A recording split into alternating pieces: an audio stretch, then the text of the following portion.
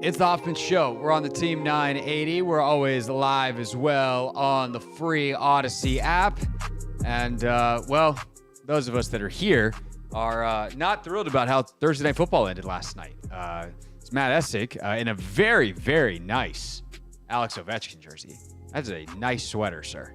It's the start of the NHL season. I mean, given not for us, but NHL started. We already had the first game underway. The Jersey Devils came out with a big win over the Sabres. So, you know, we're not playing, but had to start the season off right. I respect it. I got a jersey over here. I actually got the WNBA playoffs tonight. I got to put this on for Game 3 of Liberty. I mean, both Game 3s are tonight, but need my aces to get back going tonight. But no, I'm upset with last night because Anthony did submit his pick of the Falcons. I took the Bucks, and if the Bucks just, I don't know, laid on Drake London for half a second instead of letting them spot the ball as fast as they spotted the ball in NFL history and get a spike off and then get a kickoff and go to overtime and then the Bucks lose, if they had just, you know, absolutely done anything to fudge up the end of the game, don't get a delay a game. Like, all you had to do is lay there for a little bit. All you have to do is accidentally, oh, sorry, I'm offsides. I'm in the way of the ref trying to spot the ball. Whoopsie daisies. Then you win. Instead, you give up a spike with 1 second to go, and old Hoffman's 0-1 on the week while Haney's 1-0. So that feels great. I did just text Anthony to see if we can get the rest of his picks, and we will, of course, pick all of the games coming up at 5:30, which is fun. Matt, you who knows? If you can just beat us on 1 week, you might be the champion for the season. I like it. Small sample size. So we will see what happens with that coming up at 5:30.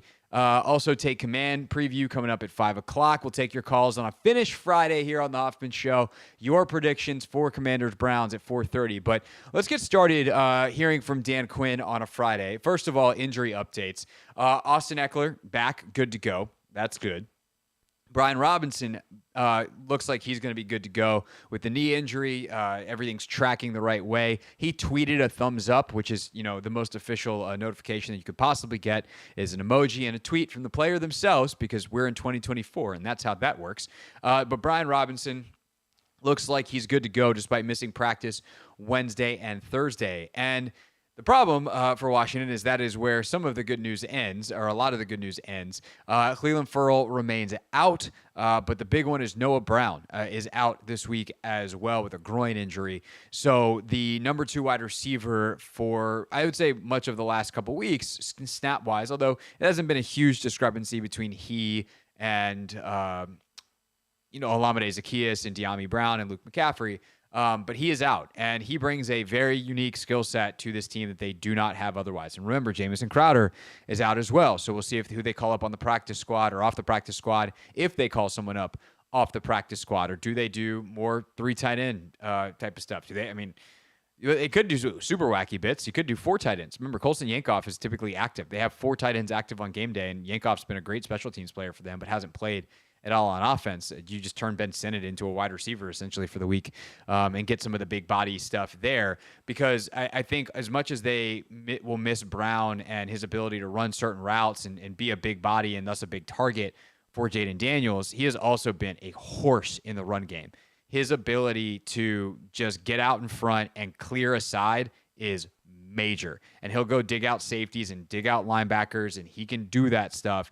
And there's a lot of times where I'm watching the run game for Washington and who's popping into the frame where he's all of a sudden, you're like, it's a run play, and out of the corner, here comes Noah Brown driving someone across the screen out of what would have been a gap if the running back got out to the third level. So Noah Brown's presence is going to be missed. I think in that part, De'Ami Brown is a guy that I've kind of got circled as needs to have a big game. He's as close to Noah Brown as you probably have from a skill set standpoint. Super strong, great blocker, good vertical speed.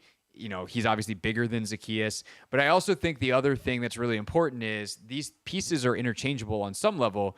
And we saw last week that Zacchaeus got a lot of Austin Eckler adjacent touches. So with Austin Eckler back, now you can put Zacchaeus in some of those Noah Brown situations. And while they're different body types and different skill sets, this is what happens when you don't have a cough button, Matt, is you just have to pull yourself away from the microphone and eat it. So apologies for the sneezes in your ears. But because Zacchaeus is not going to have to take on some of the things that he took on with Eckler in there, you can obviously use him more as a true wide receiver. You're not putting him in the backfield. You're not running him on orbit motions and things like that because Eckler will be the guy that gets those touches. So that is a significant injury. But I think the beauty of this Commanders team, and something that Dan Quinn talked about today, is they are forming a distinctive identity. And offensively, part of that identity is a toughness that is everyone at every position. There's also a multiplicity. And I know it's funny because this clip went absolutely nuts this week in Commanders Twitter, et cetera, of Dan Orlovsky doing a breakdown of all the different formations that the Commanders ran out of a single personnel grouping. The funny thing about the compilation is, and Dan admitted this on Twitter, he's like, there's a couple clips that got in here that shouldn't have been because they weren't actually in 13 personnel for everything. But the point stands of the ability to do that, the ability to be super multiple, the ability to keep the same personnel grouping on the field and do different stuff. And that comes from you have guys that are willing to be tough in places that others at their position are not. You have wide receivers that will get out there and block. You have tight ends that will run in space and then ultimately block in space. You have running backs that will block for each other. And so that multiplicity has been big. The toughness has been big. And Dan Quinn today talked about the identity piece and how, through this win streak, they've been able to find it, but they have to keep pushing to be the best version of themselves. Yeah, I think the way I would describe it is that it's building. And part of that identity, John, I kind of referred to it a little bit in the earlier, the complementary football as well, to know what does that look like at practice? What does that look like of the guys supporting one another to get the exact right look, knowing that, hey, this is, the field position part of special teams, that the look has to be right, the way we cover kicks. Could be, going through a blitz drill today, to find the exact looks to nail it. And so identity is going to take a while. As we're in 4 games, we're starting to grow into that. And I like, that I knew it was going to take time. It's not something that's done overnight, but it has to be done again and again. And so it's growing. And it's not where we're going to be. And I, would hope 2 months from now we can look back to say, yeah, it's grown significantly since then. But I like the toughness, the attitude that the guys are showing for sure. It is refreshing to see a team that you just know is going to show up and ball out every single week. That you have in this team, in this personnel, in the way they coach it, that they are going to give themselves a chance time and time again, week after week, et cetera, et cetera. Obviously, the execution the last couple of weeks has also been fantastic, and that is something that comes from drilling it and putting yourself in the right situations and all those things that Dan just talked about. And I think that is going to be a lot harder this week against Cleveland. And we'll talk a little bit more about the Browns. Obviously, as the day goes on, we started previewing them yesterday. We got a great insight from Jonathan Peterlin at 5 o'clock yesterday. If you want to go back and check that podcast for Not My Beat, you'll hear from Logan and what he sees on tape for this Browns offense or this Browns defense coming up at 5 o'clock. But the baseline is like they're better than the teams that this team has played so far. And the closest one to them is Tampa, who beat them. Both talent-wise, Tampa's got Vita Vea and Antoine Winfield they had at the time, who's obviously banged up right now, but he was out there, and you have a bunch of really solid players. And Cleveland's got Denzel Ward, a fantastic corner. He's got a couple times this year, but he's still really good. He's definitely the best guy they've got. Myles Garrett is arguably the best defensive player in the NFL. So there's just a different talent level, and thus the execution has to be much higher, which is why the little things are something that Dan Quinn and company continue to work on week over week over week. That skill work that, obviously you have to keep doing, even if you're the professional level, because the demands are so high on it. Yeah, I try not to get like the too high or too low based on the wins and losses, but the one obsessive part that I do want is us to get them better. And like that's the thing I would say we chase the hardest. There's skill work that goes in, and this will hopefully I can say it correctly, John, the skill, the better you get, like the stronger your confidence gets. And so like, that's why we put this work in on the skills, because then now like I can really lean into that. I can really trust that and the routes. And so that's why like the timing and having guys, at practice together, it was rightfully so. You guys asked, hey, is the communication going to be okay with the offensive line and people there? And like, that was a legitimate concern because of all that goes into it. But to me, the skills, if we continue to work that also develops the confidence, to play well. So I love that you have to go and do it in tough environments, and because that's part of our game too. And so it does feel like, I don't know for you guys, but it's felt like we've been on the road for a long time. We had a couple in the preseason and even to start the regular season. So for us to get a chance to be here and home with the fans, like, man, we're really pumped about it. But I wouldn't say I'd lean in too hard to a game. That's the balance. You gotta enjoy them, and obviously they do. I love the way Dan's been after wins. Those are fun videos to watch on social media, etc. But eventually, it's like, all right, back to work. Tell the truth Monday, if you will, and then get back to work and get going the next week. And that steadiness is how you eventually get to do one gigantic celebration at the end of the year. Again, I'm not saying anything about this year. I'm not trying to predict what's going to happen in February or say that the Commanders are going to be there in New Orleans, but very simply that there is a process in place that is the right process here. And I think part of that is Dan and the people that he's brought in and the vision that they have and the way that they coach. But I also think you have to give a huge credit to the players and the leadership around this locker room, including, by the way, a very young quarterback who is very process-oriented, hasn't changed, hasn't been like, oh, I'm rookie of the month. I guess I'll get in at 6 a.m. instead of 5:30. No. He's 5:30 every single day because that's exactly who he is, and that will help him continue to win a lot more rookies of the month until he's not a rookie anymore. And then, we'll talk about some different awards that he could potentially be winning on down the road. How do they match up, though, with the Cleveland Browns? What opportunities are there and what risks are there for Washington? Plus, we always ask on Fridays, what's at stake in this game? We'll tackle all of that and then get your predictions on a finish Friday at 4:30. It's the Hoffman Show on the Team 980 and always live on the free Odyssey app.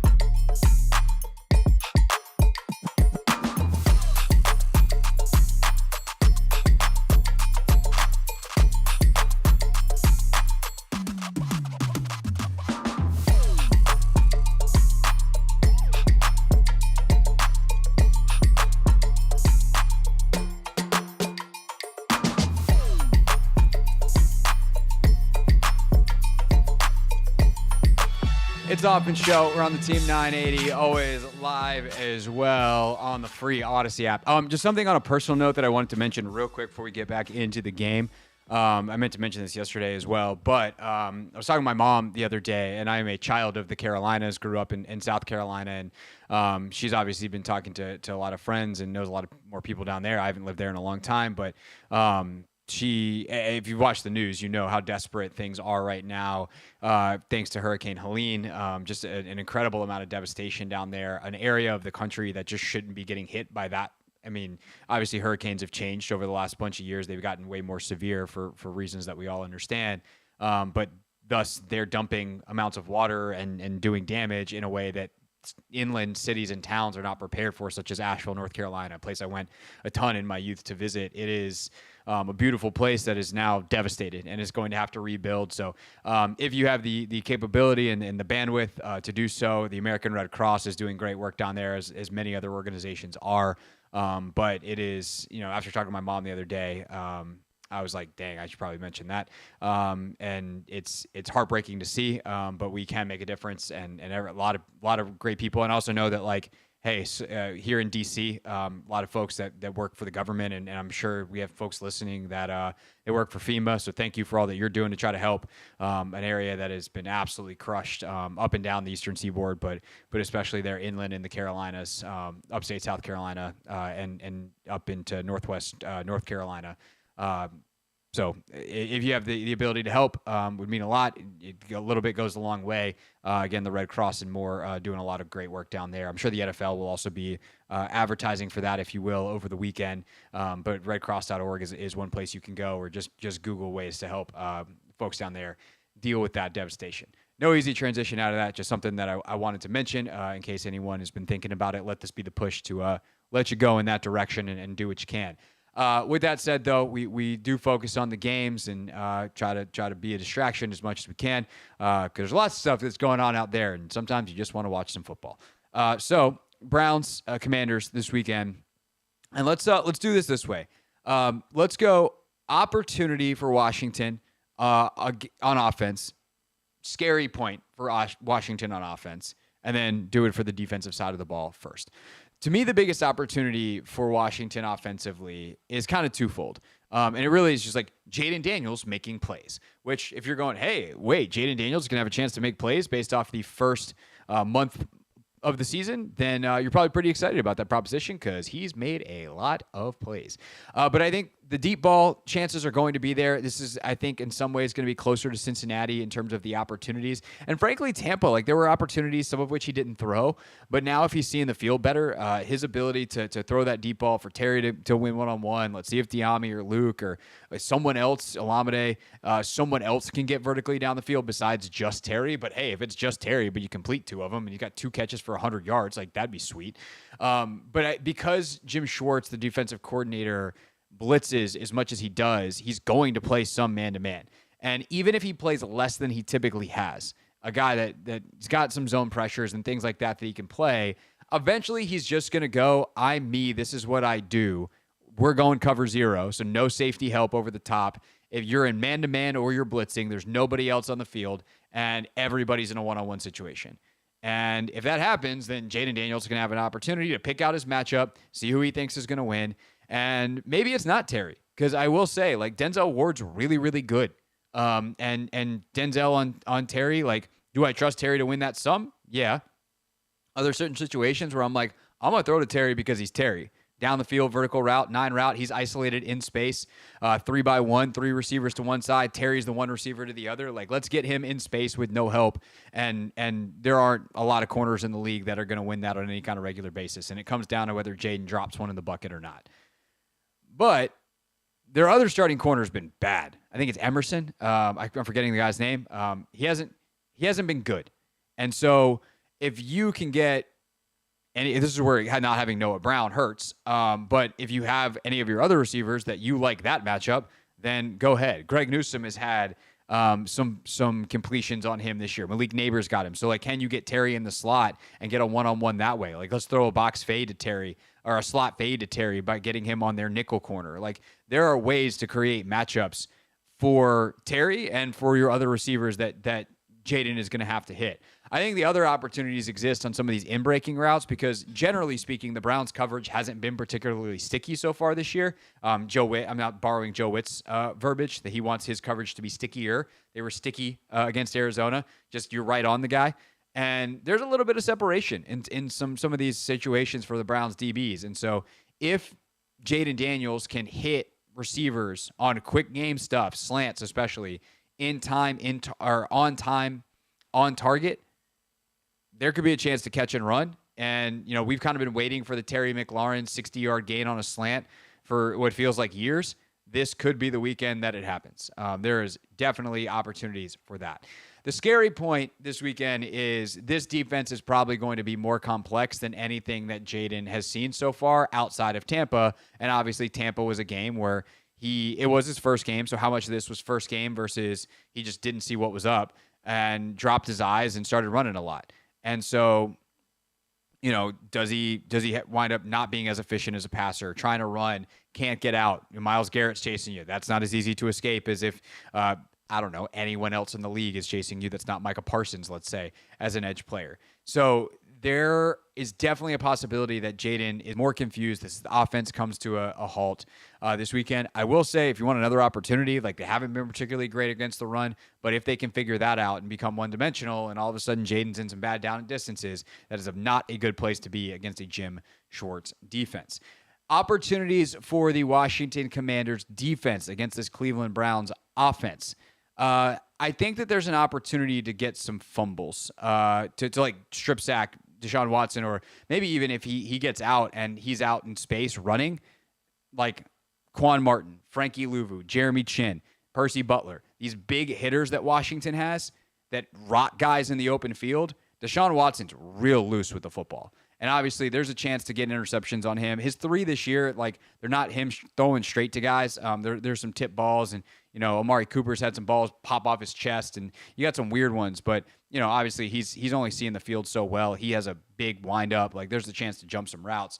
But I think the bigger opportunity from a turnover standpoint is to hit him in the open field and watch the ball pop out because he carries it really, really, really loose. And if I'm Joe Witt, I would have made a reel of Deshaun Watson running and Deshaun Watson moving in the pocket and said, please hit him as hard as possible because he cannot carry the ball like this and expect us to not knock it out. That is not who we are. This is who he is. Let's make that our advantage. I also think there's an opportunity to get the run defense even better.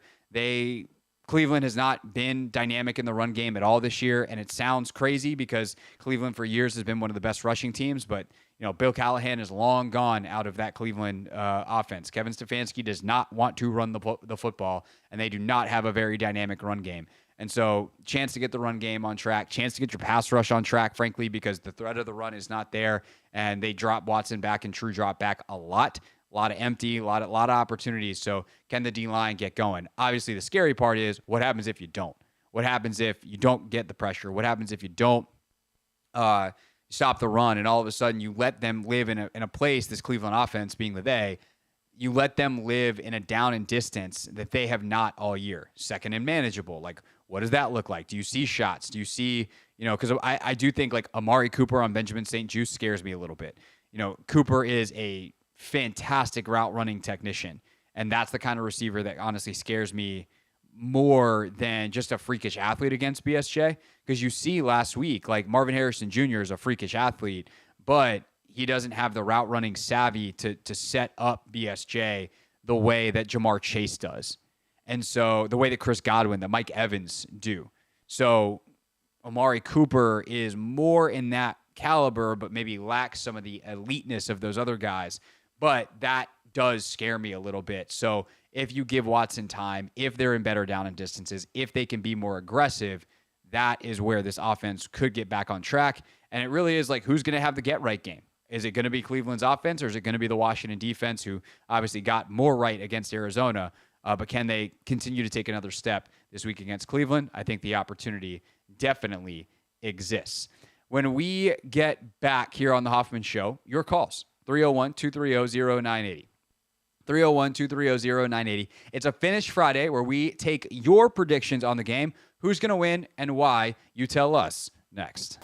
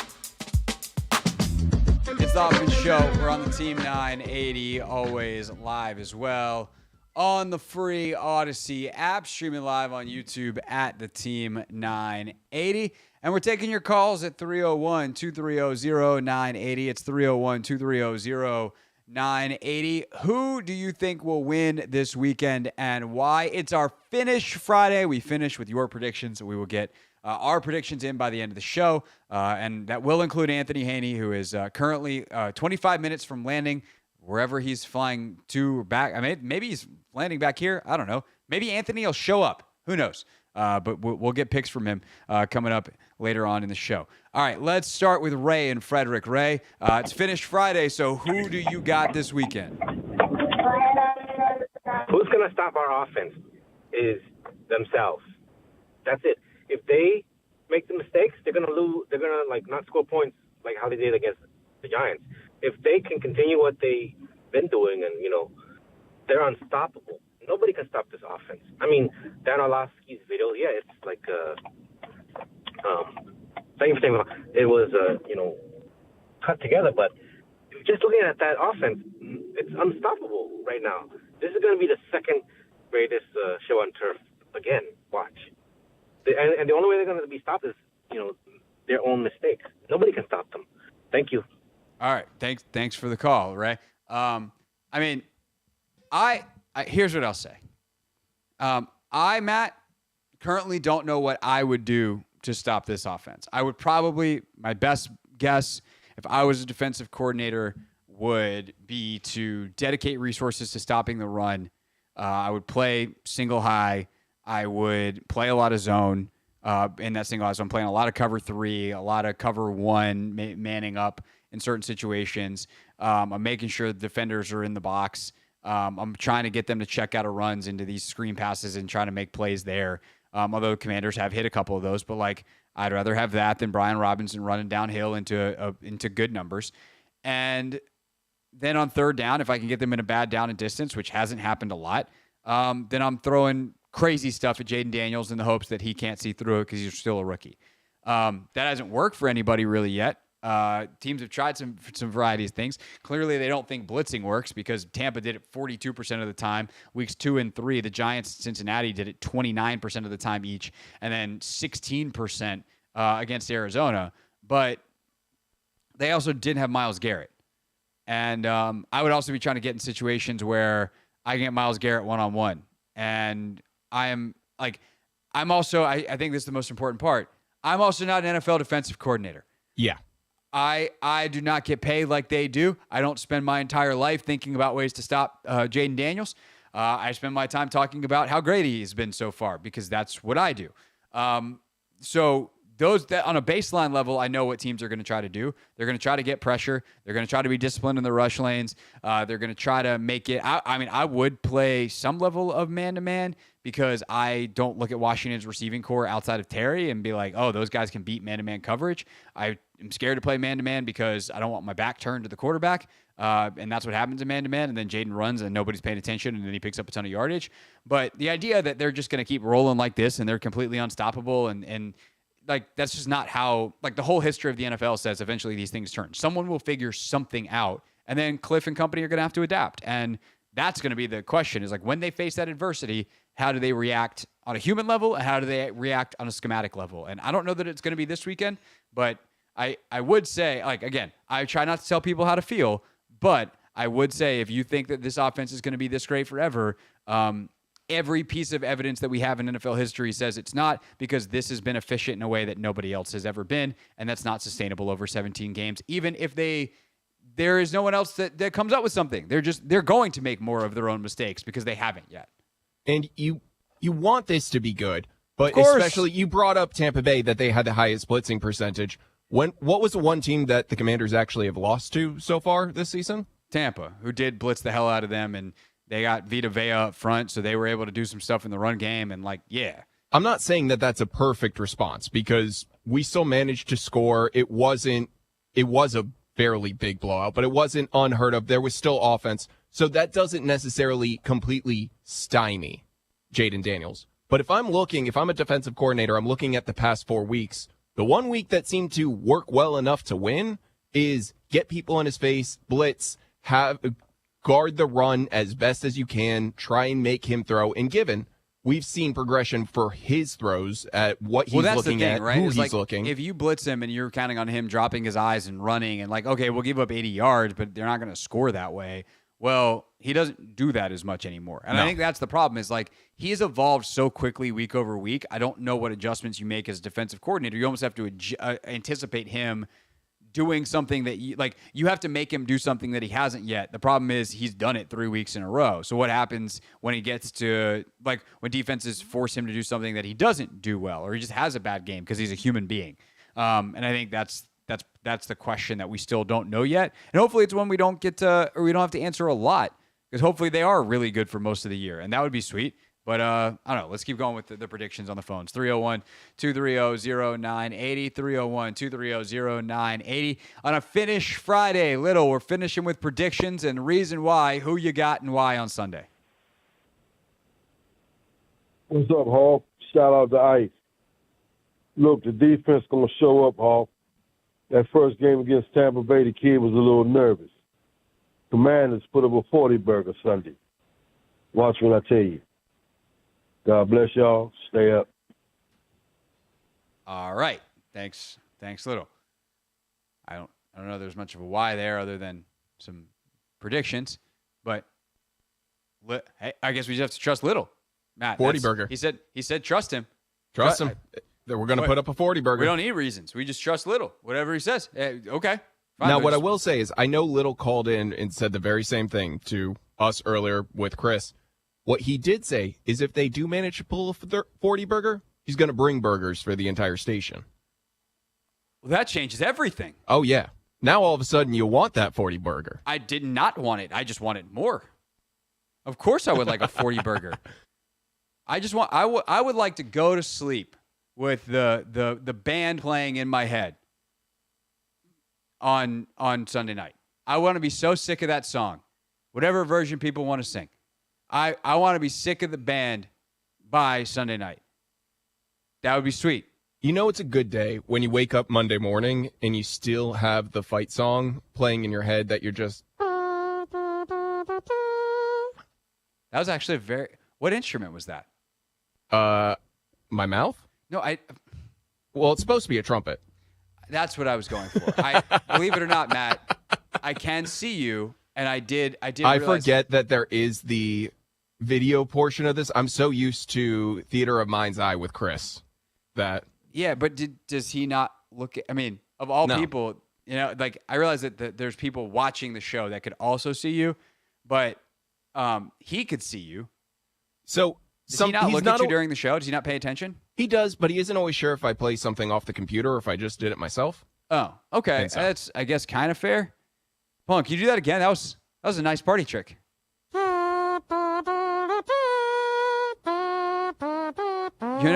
Okay, it's not a trumpet. Matt, do you know what instrument that is? What is it? It's a kazoo. Don't do me dirty like that. I'm not. That's what it sounds You're like. right. It is a kazoo. I mean, if you want it to be trumpet, there's going to have to be a little bit more. There's going to have to be a little more depth bass. to it. Yeah, a little more bass, a little more depth. But that, one more time.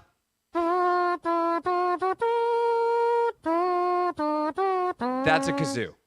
Yeah, you're right. It's a really good kazoo. I'll take it. Which honestly, like, I can't do that.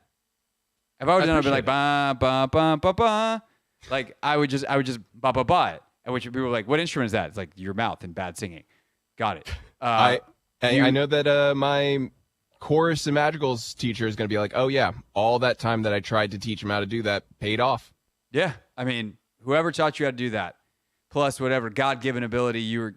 I mean, thank you, whatever deity it is that you believe in, Matt, for giving you the power to do the Commander's fight song on kazoo without a kazoo. Yeah, with your mouth.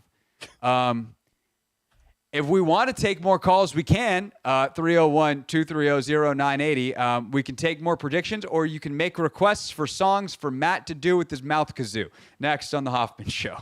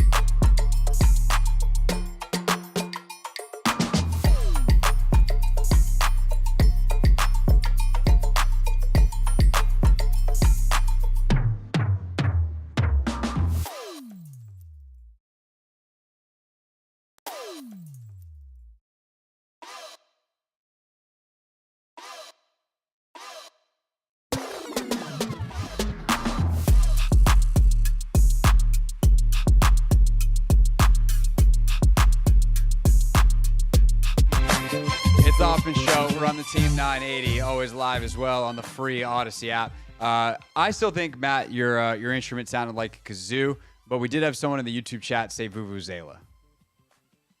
Oh, yeah, I could see that too. Yeah, I think the vuvuzela was a deeper tone. Yeah, that was more. Yeah. Yours was higher. Yeah, that's how it works. A kazoo. It's 100% a kazoo. Apropos of none of that, we're taking your calls on a Finish Friday at 301-230-0980, 301-230-0980. Who's going to win Washington versus Cleveland and why? That is the question for you. Let's go to Kenny in Charlotte. Kenny, thanks for calling. Thanks for listening. Who you got on this Finish Friday?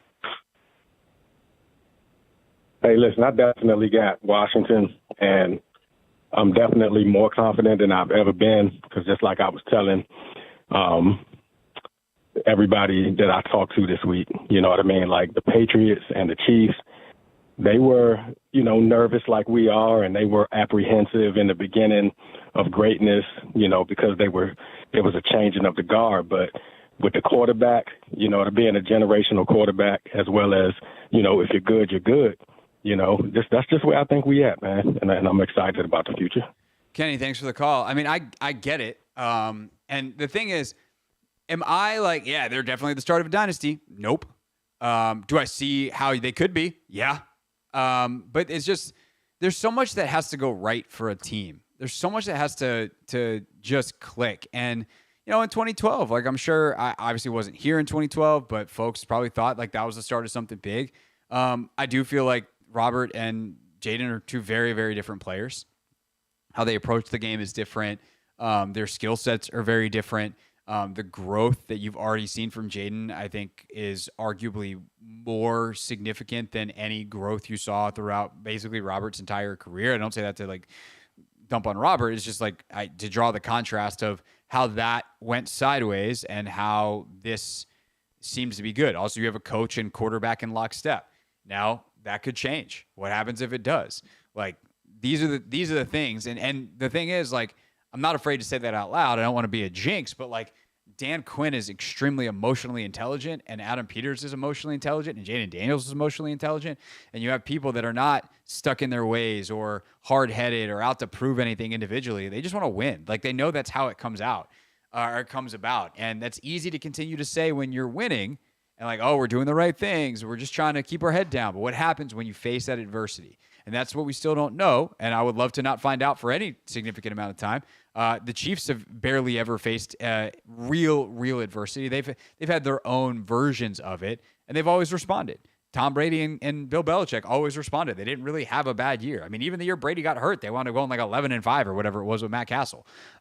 So it's the kind of thing where, if you do it right, if you build it right, and if you have good coaching and all, enough infrastructure and just kind of the way to do things along the way, you might not have to find out some of this stuff.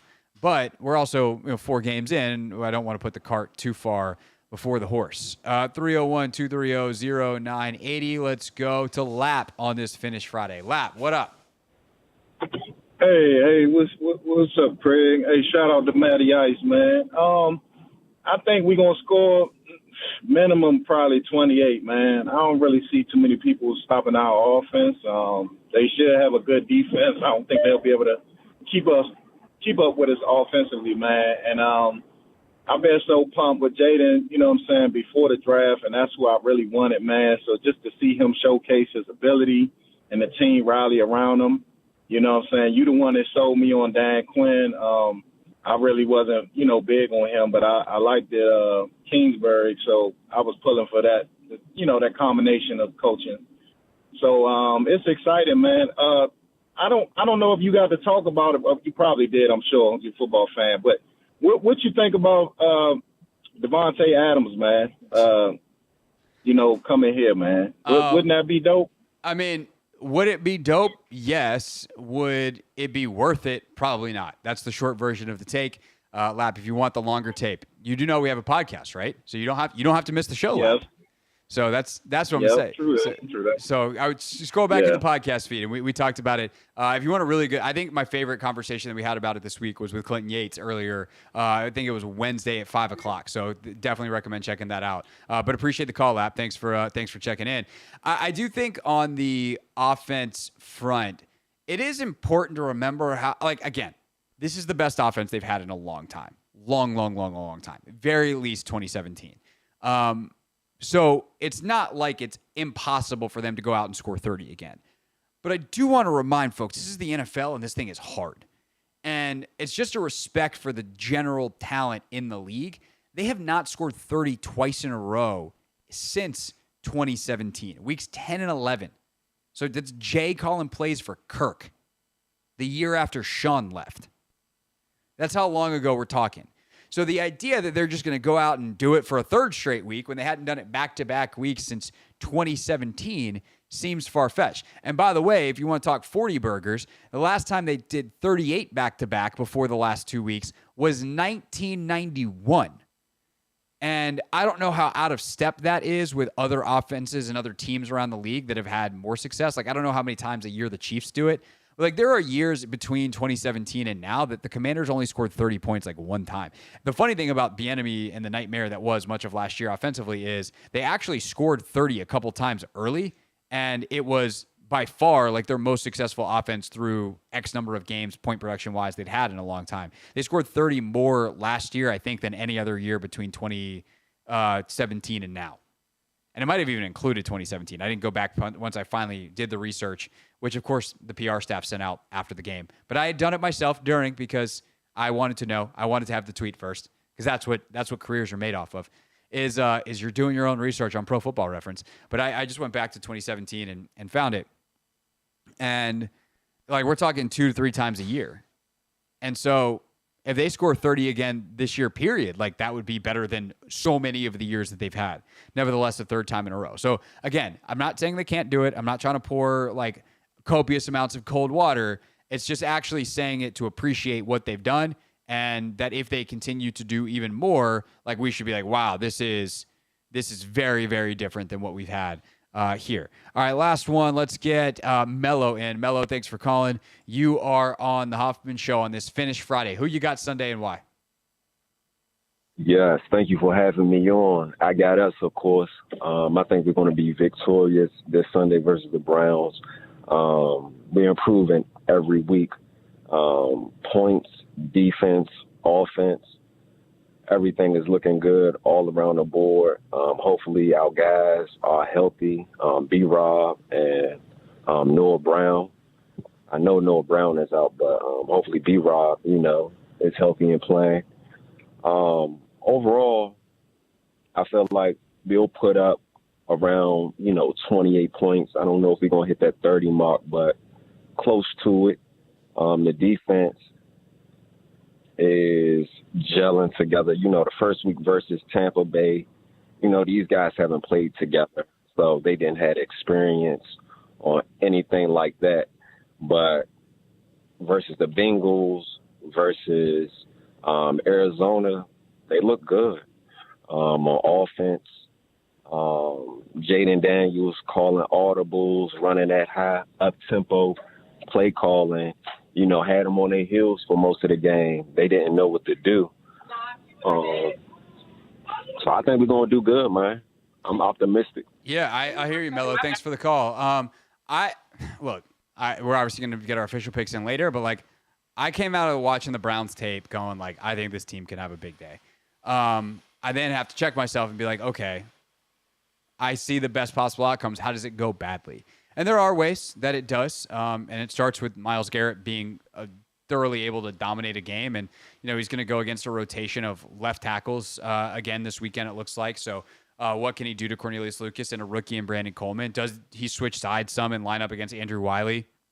If I was Cleveland in third and long situations or obvious passing situations, I'd absolutely put him against Andrew Wiley because I think Wiley has shown his value this year and his ability to get out and block in space and do a bunch of other stuff, from an athletic standpoint and show why he is useful. But he still is like a very average to probably even slightly below average, straight up pass blocker, but they've done a great job of keeping him out of those situations. And they do provide chip help and they do all that kind of stuff. But I would, if I was Jim Schwartz, plan on trying to get one-on-one situations with either a rookie in Brandon Coleman, a guy who's a swing tackle in Cornelius Lucas for most of his career, or Andrew Wiley, and I feel good about any of those. So moving Myles Garrett around, I think is going to be an interesting thing to subplot to watch.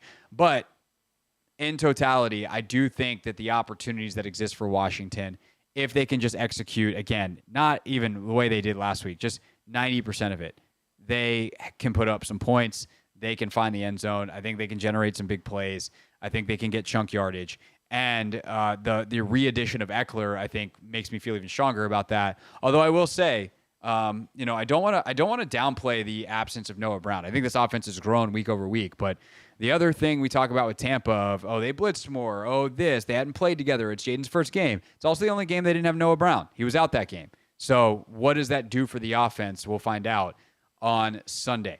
When we get back here on the Hoffman Show, more insight into the tape side of it.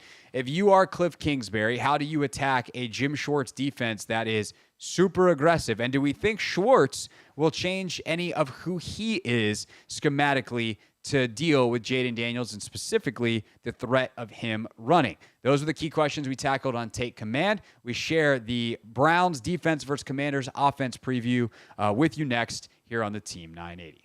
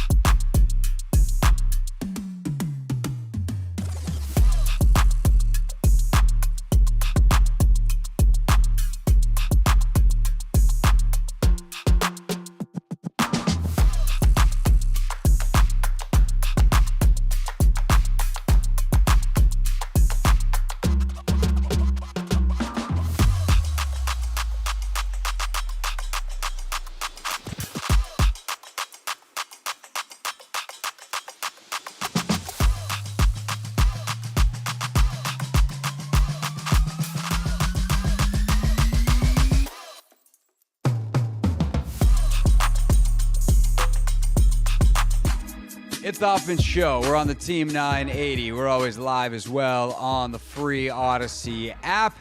We are streaming live on YouTube at the Team 980. Chat's been a little lively today. I see y'all in there yapping at each other. Maybe I'll jump in. I don't know. We'll figure it out. Also, I just realized my hair's out of control. That's a fun thing when you're on video.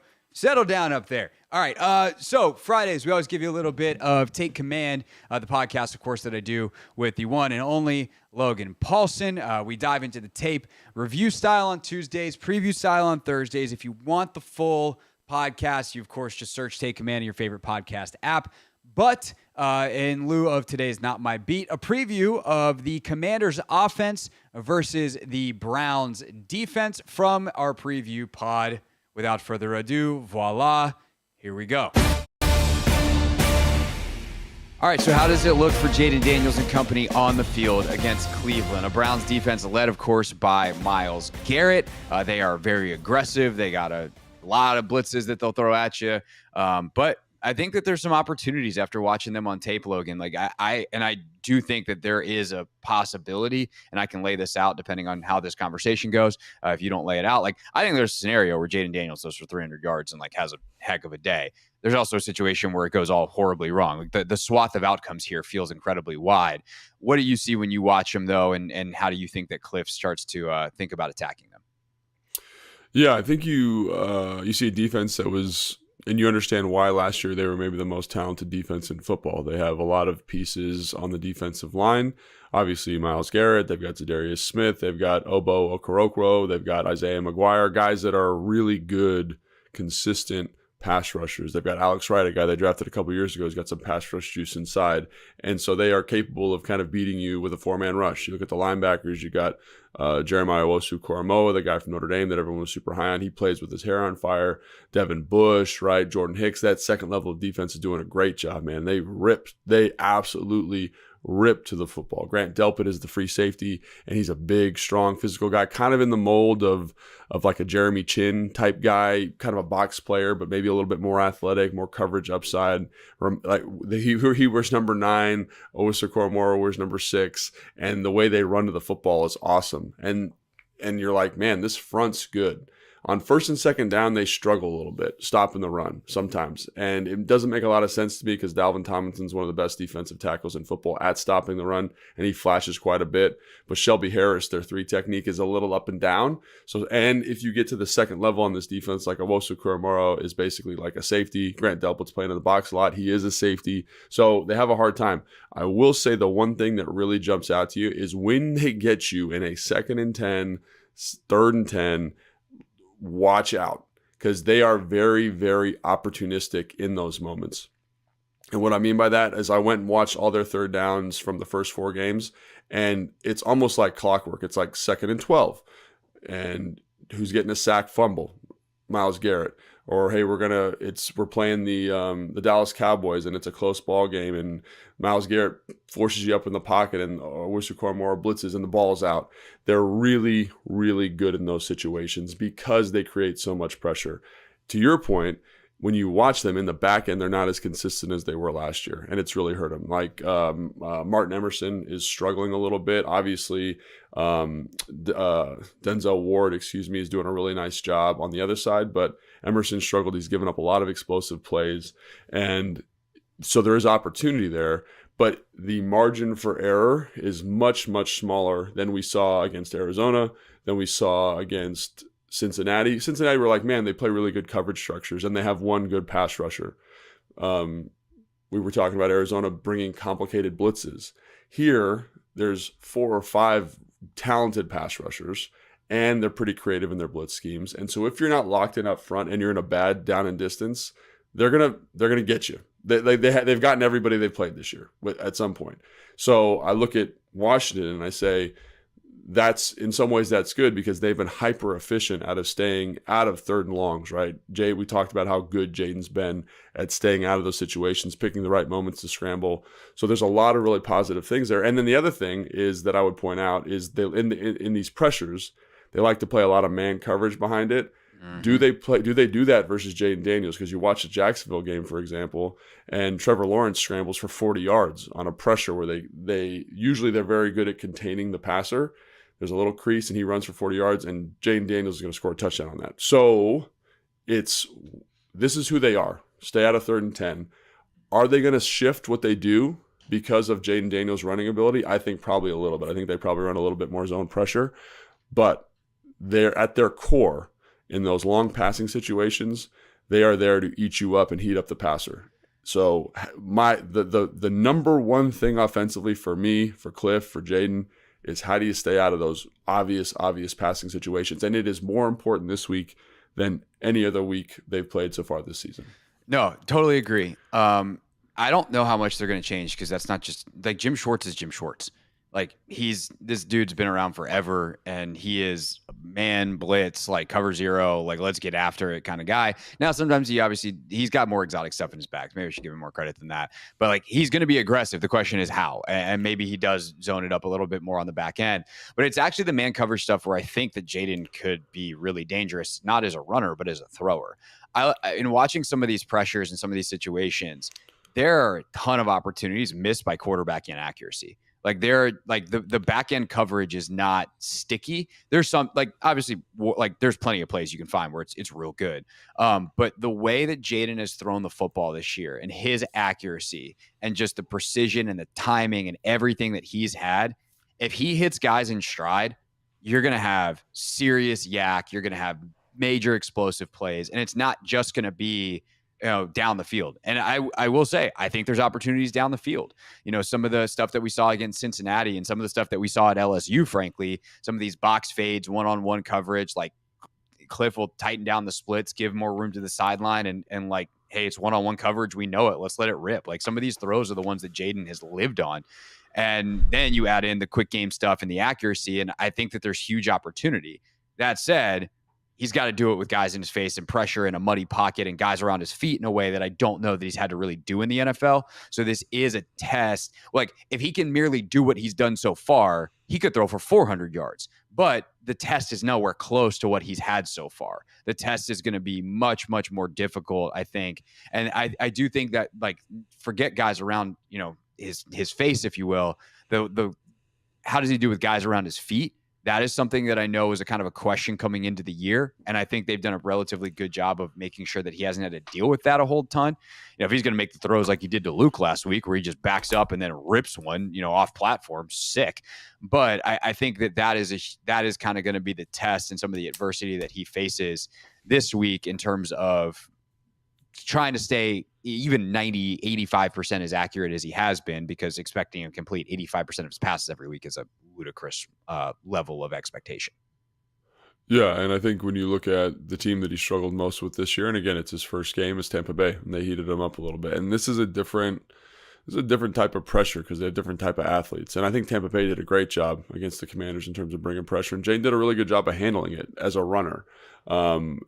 How does he handle it as a passer? I think is another kind of step to that. And it's a different front. Like they're pretty good up front. And I think that's something that I'm really curious to see, is because when you look at Arizona, when you look at Cincinnati, there's not a lot of people around them. They did a really good job of keeping clean pockets. And he's shown an ability, and I'm not detracting from this in any way. Like it's awesome that he can make throws. He can do that from the pocket, but it's a different animal when you're under pressure, because that's something, like you said, they talked about when he was being pressured, his completion percentage goes way down. His desire to throw seems to go way down. So what does that look like in this game? And what is Cliff's plan to stop that? Because like I said, they're not great on first and second down. They're okay on first and second down. They play with their hair on fire. They're physical, but there are creases. And when you watch the Giants game, when you watch the Las Vegas game specifically, they had one of the worst EPAs per rushes in the NFL, and they're gashing these 25-yard runs kind of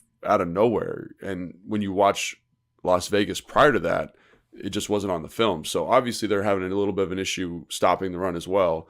But there's so many things with this defense, because I actually like watching their defense. And I know statistically they're not super efficient. I think they're like 17th in points or whatever. I think one of the big reasons that they're having a hard time is because the offense is struggling and they're on the field way more than I think they want to be. And they're not in game flows that they're accustomed to being in where they can just rush the passer and get after you.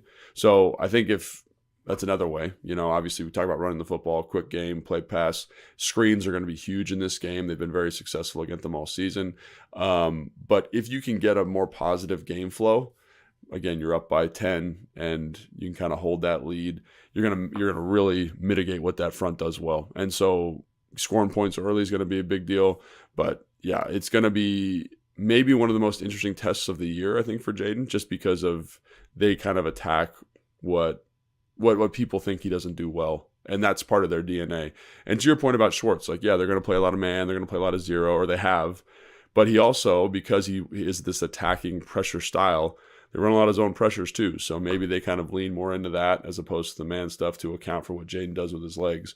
But I think that's going to be a really interesting chess match. And it's kind of one of those things where for Cliff, he knows who Jim Schwartz wants to be. Jim Schwartz knows who Cliff wants to be. How do they adapt to the adaptation of the other person? I think is going to be really, really compelling in this game also. Yeah. So let's focus on the thing that might actually be the bigger story then, because like we all talk about Jaden in the pass game and all that kind of stuff, but like I think they probably come out and try to run the hell out of the football. Like I just pulled up the next gen stats preview on NFL Pro, and it gives you just like an overall passing efficiency, overall rushing efficiency, pressure rate, and its advantage, to either side. It's got a 5-star advantage to Washington in the rushing efficiency category. Yeah. Washington is number 2 in the NFL in overall rushing efficiency. The Browns defense is 20th in rushing efficiency. So I think agree. Like, you're going to throw a bunch of pressure on second down, well, let's loft the ball over your head screen style and let's get out. And Austin Eckler on track to play per Dan Quinn on Wednesday. So that is obviously huge if you can get him back and turn some explosive plays in the screen game. But rushing the football, how would you attack this group? And do you think Washington can continue being as successful as they have, or, is there stuff that Cleveland can pretty easily clean up and get fixed? Yeah, I think the thing about Cleveland that it reminds me a little bit of Cincinnati. And, it's like everyone's like, oh, we got to run the ball versus Cincinnati. And our rushing efficiency in that game specifically outside of the Austin Eckler big run was not great. They play in a very similar style. They are fast to the football. They're physical. I think they're bigger and more physical up front than any team we've played outside of Tampa Bay this year. So I think what is the wrinkle this week? We talked about versus Arizona, how Cliff and Anthony Lynn did a great job of creating kind of some new stuff for them to look at, some new fits for them to kind of deal with. And I think that's the thing that's super important, because Owusu Koramoah, the Grant Delpit, Devin Bush, they are fast to the football. They're fast downhill, and they have to be because they're not very big. And we just mentioned Dalvin Tomlinson. Like, he's excellent. He's excellent. So you got to kind of account for all those different pieces. However, when there is a crease and the linebackers get up to the second level, they're not big linebackers. They're not big guys. So you can move them off the spot and you can create a crease. It's just, what is that wrinkle? Because I don't think if you run, one of our most successful runs, or one of the Commanders' most successful runs this year has been the play side guard center pull to the front side of the run. I think that fits in what they really want to do well, which is run fast to the football, box it in, and kind of run sideline to sideline. I think you want to think more attacking downhill, more vertical runs. And obviously you want to sprinkle in both, but I would expect the emphasis to shift a little bit, because when you look at the runs that have been successful, it's been we're going to run right at you, and we're going to make you stop. We're going to make you fit these runs, and we're going to be a little bit more physical. We're going to negate your athleticism a little bit. So I think that's something I would expect to see. And then the changeup be what you described, like the perimeter runs, the screen games, get outside, and because they're so used to running downhill, you've created space horizontally. And Cliff's done a great job of that, of having a great feel for that, no matter the opponent. I think when you look at New York Giants, for example, obviously Dexter Lawrence is one of the best defensive tackles in football, and they came out with a ton of perimeter screens early, and then they've kind of earned the right later in the game to attack the interior because they had displaced people. So Cliff, I trust him to come up with an excellent plan because he's shown the ability to do that, but I think the wrinkle this week will be really interesting. I would probably attack downhill first and then work the perimeter second. But, Cliff's a smarter guy than me, so can't wait to see what he does. Well, I think you could also look at some of the misdirection stuff that they've done and be like, can you get those guys running fast the wrong way? And that's because they something do run. They will run fast the wrong way. They will do that. So Cliff's been so good with misdirection. It was funny talking to Schlereth because he talked about that first play against Cincinnati where they pulled guys away from the play and then countered back with Eckler and got a huge gain or 8-yard gain, like basically untouched because guys just ran away from the play. And Mark was like, I pulled that for Cliff because I wanted to ask him. He's like, I don't know what to call this. Like, I've never seen this. What is this? And Mark's, a former offensive lineman that's been, now an analyst for 20 years, played for Mike Shanahan, knows the run game inside and out, played for Joe Gibbs, knows the run game pretty darn well. Wow. And he's like, I've never seen this and I have no idea what it is. And I don't even know what to call it. So there definitely is, when it comes to coming up with wrinkles, Cliff's certainly got a few in his bag. And then obviously the quarterback run game, I think, is the other part of this, right? Like that's the way you can use aggressiveness against people is like, hey, you get really aggressive, stop in B-Rob. Well, Jaden's going to pull one and get to the outside. So I think that's definitely going to be interesting as well. Yeah, and again, I don't know how effective the quarterback run game is because if they play it well, Zadarius Smith's a beast, as a run defender. And I also don't want to leave Myles Garrett unblocked on principle. Yeah, just that's something I would kind of just be like, if they are going to do a lot of quarterback run stuff, how do they get to that? Like, what's the plan to make that more efficient? Because, like you said, they're athletically on the edge pretty gosh darn good. I mean, Myles Garrett, watching him is very fun and very special because there's no other athlete like him in the NFL, and there's no other athlete that was playing when I was playing. It's for the last 20 years. There's been nobody that I've seen that's been that plays. You mean there's not a lot of dudes walking around that are 6'5", 295, have 40-inch verticals and 4.40s? No, there's not a lot of people like that, Craig, surprisingly. And so yeah, on principle, I'm like, I don't know if I want Jaden Daniels trying to zone read that guy because he could easily play both. So to your point, what's the wrinkle to make? Because that's been a big part of the offense. So what's the wrinkle this week to make sure that Jaden does get his touches in the run game? They've been pretty good about giving him, 4 to 5 design rushes. The rest have been scrambles. But what does that look like this week? I think is going to be really important. Maybe you run a little bit more kind of GT stuff with him, which you saw versus Tampa Bay, because you're actually blocking that edge player and you can kind of get a jet sweep action away. We'll see. I'm really, again, because of the front, I'm really curious to see how they attack it. Obviously, you're going to do what you do well, which is you're going to run the ball. You're going to run the runs you feel comfortable with. But I do think there will be an interesting wrinkle just to account for some of the athleticism and size that the Cleveland Brown front presents. Yeah. The other thing that I'll say real quick, I am curious personnel as well, because, if Cleveland's a little smaller on the second level, Washington's done so well out of 13 personnel. Can guys like Bates and Sinnott, and to an extent, Zach Ertz, like, can they be solutions there? Like, they're great blockers who are also really mobile. And so that seems like it would be a pretty good way to maybe combat some of what Cleveland does. Also see, can you get some of those guys off the field in favor of different personnel that you maybe like a little bit better if they go a little heavier? So that's something to watch. Cliff playing the personnel game, which he's played masterfully all year long. All right, if you want the rest of Take Command, which includes a discussion that Logan was very keen on having, which was how does Washington handle the pressure that comes with all the attention that they've gotten, as well as obviously the other side of the ball, the Washington defense versus the Browns offense. You can check out Take Command wherever it is that you get your podcasts. Anytime before game time will do. If you're going to the game, you want to save it for the ride there, that's fine. Also in the Take Command feed, if you missed our chat with Mark Schlereth on this show earlier in the week, we popped that in the Take Command feed as well. It's the same conversation, but if you're like, dang, I meant to catch that, and now there's 40 podcast episodes because of how we do our podcast in your podcast feed on the Hoffman Show, and you just don't want to scroll as far, then just go to the Take Command one, and you can listen to it there. It's right at the top because we put it in today. Did that for you. Yeah, right. Yeah, you, Mark. Jim. Bob, what was your name? Peter? Yeah. Whoever. Samantha? Samantha's always late on the podcast, Matt. It happens. Yeah, I mean, that's true. It's okay, Samantha. We're actually making life easier for you. Sammy. By the way, that conversation with Logan was really interesting because he was on that 2012 team, obviously, and he talked about the confidence that team has, and it's something that I'm curious about for this team. Like, they obviously, I think people are buying in. They feel really good.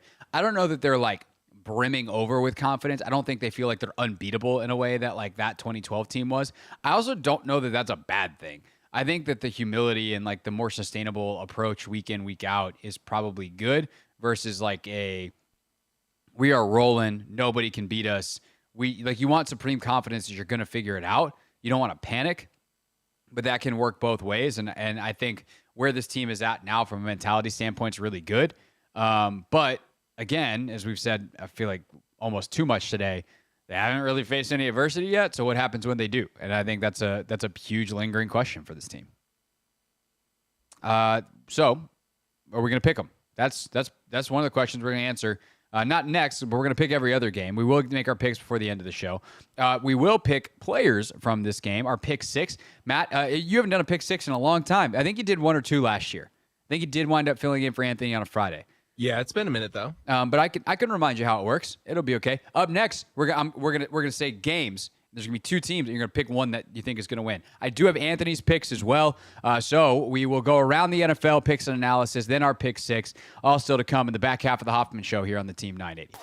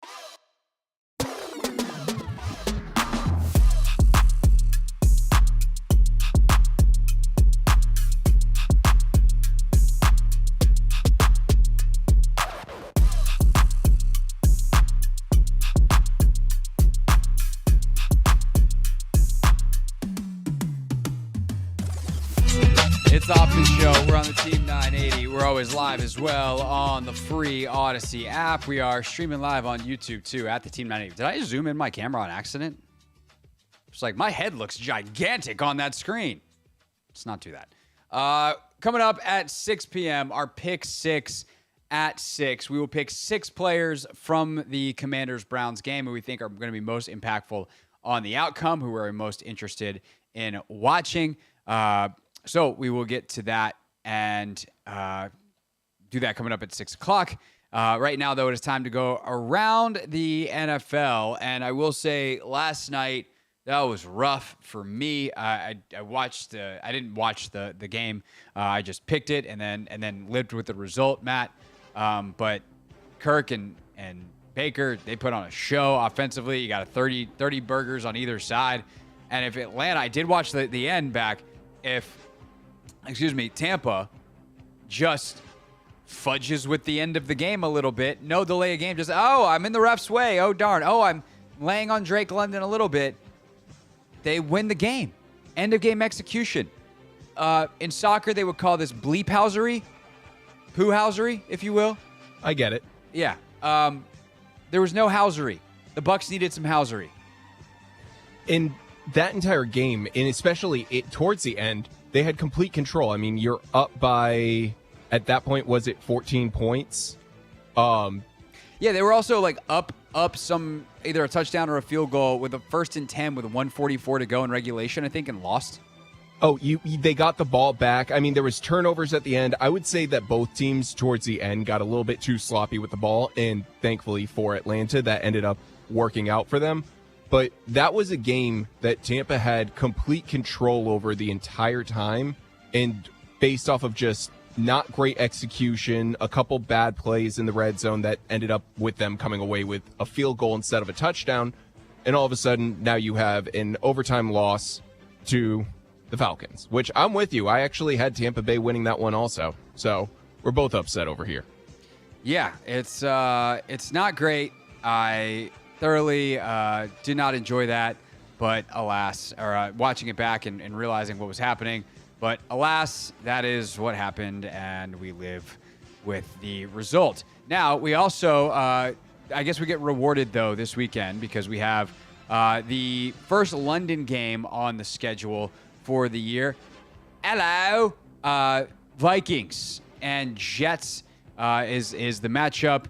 Sauce Gardner learned today that they drive on the other side of the streets in Britain. Perhaps that is something that you will hear in Real Things. If you want storylines here, you have Sam Darnold going up against the Jets, which is saucy, no pun intended.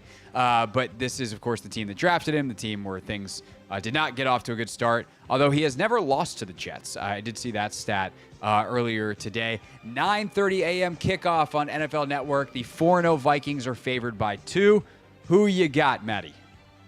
Oh, we got to go with the Vikings. I mean, you want to hope that the Jets are able to turn it around. I mean, we've seen I feel like we've seen a major lack of offensive production in general. And when you have someone like Aaron Rodgers behind center, you got to assume at some point that offense is opening up. But just with how Justin Jefferson, how Sam Darnold have been, you can't look at that offense, and especially in a situation where it's overseas, so there's going to be some tomfoolery with some people not getting enough sleep, not feeling great. It is what it is. That's what happens with jet lag. That's why they got there a couple days early, but someone's still not going to feel it. Yeah, I struggle with this. I would pick the Vikings probably, I won't say easily, but definitely if this game was in the United States, even if it was in New York. But the London thing is just a total wrench in the equation. I do feel like Kevin O'Connell's the type of guy to be locked in on like what the best practices are in a way that maybe Robert Saleh does not strike me as being quite as detail oriented. Also, I think Minnesota's defense, the pressure that they're getting, Rodgers is like, I worry because Rodgers is great at seeing through that stuff. He is so on top of every blitz that's coming, and I've told these stories before on the air, but I remember talking to like Cole Holcomb back when I was on the beat, whenever Cole was here, and they were playing Green Bay, and Cole's a rookie, and he's out there calling the signals, and he's trying to hold his disguises, and Rodgers is just like, bro, you're coming. Like he knew he was blitzing. He's like, I'm just standing here. How do you know?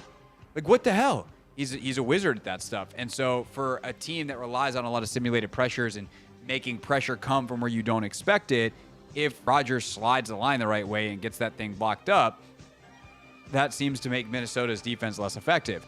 With that said, Flores has been super aggressive. Rodgers isn't as mobile as he used to be. Garrett Wilson is not having the best year. I guess I'm going to go Minnesota, but also I'm like, are the Vikings a 5-0 caliber football team? Sometimes I play that game. I don't know. I'm going to try not to overthink it. I think I'll be more mad if the Vikings win and I pick the Jets than I will the other way around. So I'm just going to take the Minnesota Vikings for my own mentals. And Anthony has the Jets, so I should have just gone with that theory that take whoever Anthony does it, even though he beat me last week. Panthers and Bears. Chicago, 4-point favorites at home. Carolina has looked way better since Andy Dalton took over for Bryce Young.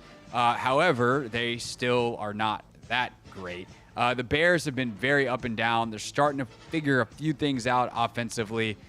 Defensively, they have made plays, and that's been the biggest thing. You know, they can turn the football over, and I do think that probably is a relative factor here. I'm going to take Chicago, but I honestly do not feel great about it, and there's a part of me that wishes on Competition Wednesday, when we pick a couple of games against the spread, that I would have taken Carolina plus the 4. I'm with you on that, and I think that we're in a weird situation with this game because you have Carolina, who's on the upswing, really definitely looking like they're becoming a better team. Without having Bryce Young in center, they actually seem to have some kind of direction. But I don't think that their offense, even with like better quarterback play, can really take on this Bears defense. I think that it's a situation where it's two teams that really need to prove something. Bears have the ability to stop Carolina. I don't know if Carolina can stop. Yeah, I think that it was interesting. Dave Canales said this week, of course, the Panthers head coach, like, our offense runs through Deontay Johnson. Okay, well, the Bears have Jalen Johnson, who's one of the best corners in football, and like legitimately could just follow Deontay Johnson around and do as good of a job on him as basically anybody. It's like him, Sauce Gardner, like a couple other corners that you might throw in that bag, but he's like legit blue chip shutdown guy. He had the game-sealing interception last week against the Rams, one that floated to him after Stafford got hit, but still made the play. I just think that with that ability to like make them do other things, that they're probably going to be fine defensively. Like, this game's probably going to be ugly. I don't know that defensively Carolina's bad enough that Caleb Williams is all of a sudden going to look great, but he has started to figure some things out. They as a team, like, deleveraged him more last week than they have.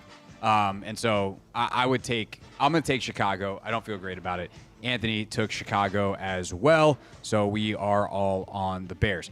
By the way, someone's got to write these down. Matt, do you want to take notes here, or do you want me to take notes? I'll take some notes. Okay. Just make sure Anthony can find them, because we keep track of our records. Do you guys do picks on your show? Yes, we do. And actually, fun fact about that. Last week, I went 12-4 with the picks. Ooh.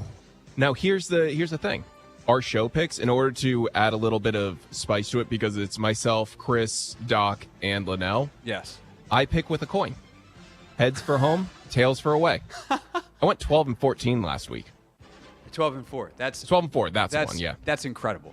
Anthony was had one of his best weeks ever at like 11-5.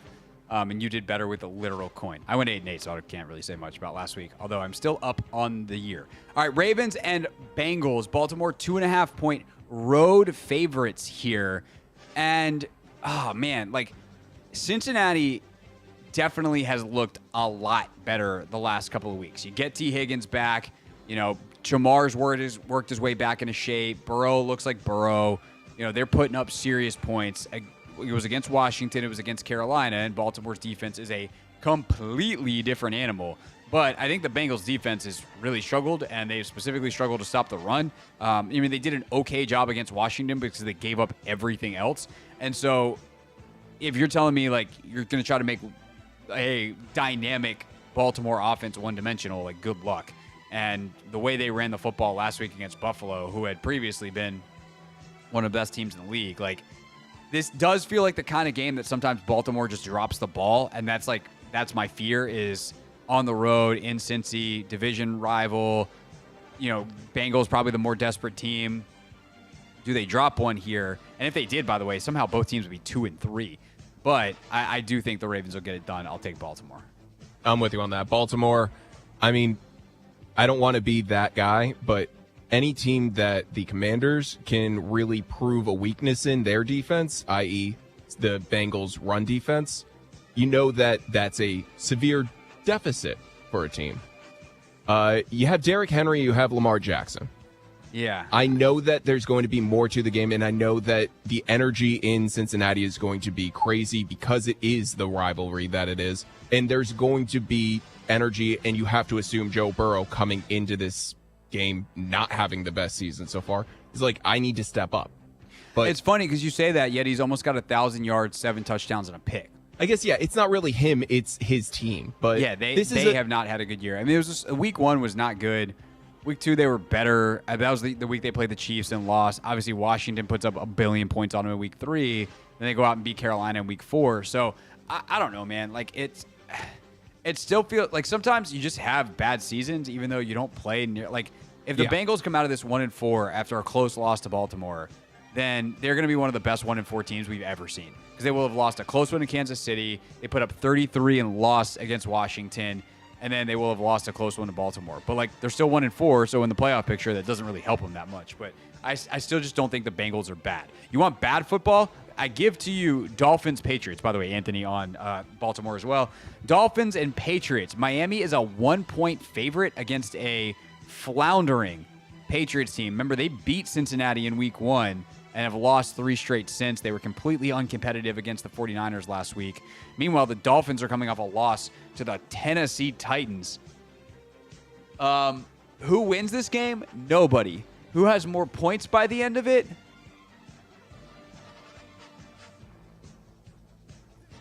New England? It's times like this where I'm very happy that I use the coin because I'm just going to defer to the coin for this one. And Miami? Okay. Sure.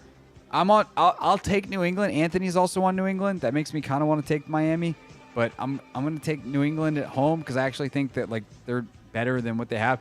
Although there was that report. I know Russell talked about this in his Dum Dum of the Day today at the end of the show. Like there's the report from the Patriots team reporter, and I don't really care as much, at least for the point I'm about to make, about the fact that they had to take this podcast down because he was like, there's about to be a mutiny in the locker room. I care about the fact that he reported there's about to be a mutiny in the locker room. I don't know whether it's Jacoby versus Drake May, and maybe May's playing a lot better in practice, but the organization's trying to protect him because the offensive line stinks. So, man, that's just, we're not going to talk about it anymore. It's a bad football game. I'm going to pick the Patriots and hold my nose and hopefully not watch an ounce of it because I'll be at Northwest Stadium. Colts and Jags. Jags 3-point favorites at home over the Colts, even though the Jags have not won a game so far this year. Anthony's on the Colts here, unsurprisingly, with his boys. Matt, what do you say? What did the coin say? Coin said Colts. I'm also on Colts. I think that Jacksonville just has shown that it's not a good team. No. Anthony Richardson is he still out? Actually, I got to be honest. It's questionable. Or like no determination has been made as of yet. So I think technically he's being listed as questionable, but he might not play. Like honestly, I kind of wish I knew because like if Flacco's playing, I almost feel better about it because there's less variability. I would think that a Flacco-led Colts, not easily, but I would say that is I'm more willing to put my money on that. Yeah. Anthony Richardson's ability to do the craziest throws in existence and then not make a little screen is wild, baffling. It's wild. Here's the thing: Jonathan Taylor is out for Indy. I'm just gonna go stinky fish theory. There's no way that Jacksonville should be favored by 3 in this game. They're begging you to take Indy, so don't do it. I'm just going to take Jacksonville. There's no good football reason. I guess if I wanted to come up with a football reason, like Trevor Lawrence is still good. Dan Pizzuto was awesome on this with us yesterday from the 33rd team of how this offense is just so tremendously poorly designed. They just are trying to do way, way too much for Lawrence. But at home, he's starting to click on a couple of things. Maybe they can do it. Colts are flying high after an upset win over Pittsburgh. I don't know. I'll take the Jags, and if I'm wrong, Zaire can yell at me. Bills and Texans. Houston favored by 1 at home here. Buffalo coming off a nasty loss on Sunday Night Football or whatever that was, to Baltimore. They just got absolutely dump trucked. I think they bounce back. And there's something that's off with the Texans, man. I don't know what it is. I mean, Stroud's been okay this year. He's got over 1,000 yards, so he's definitely been prolific.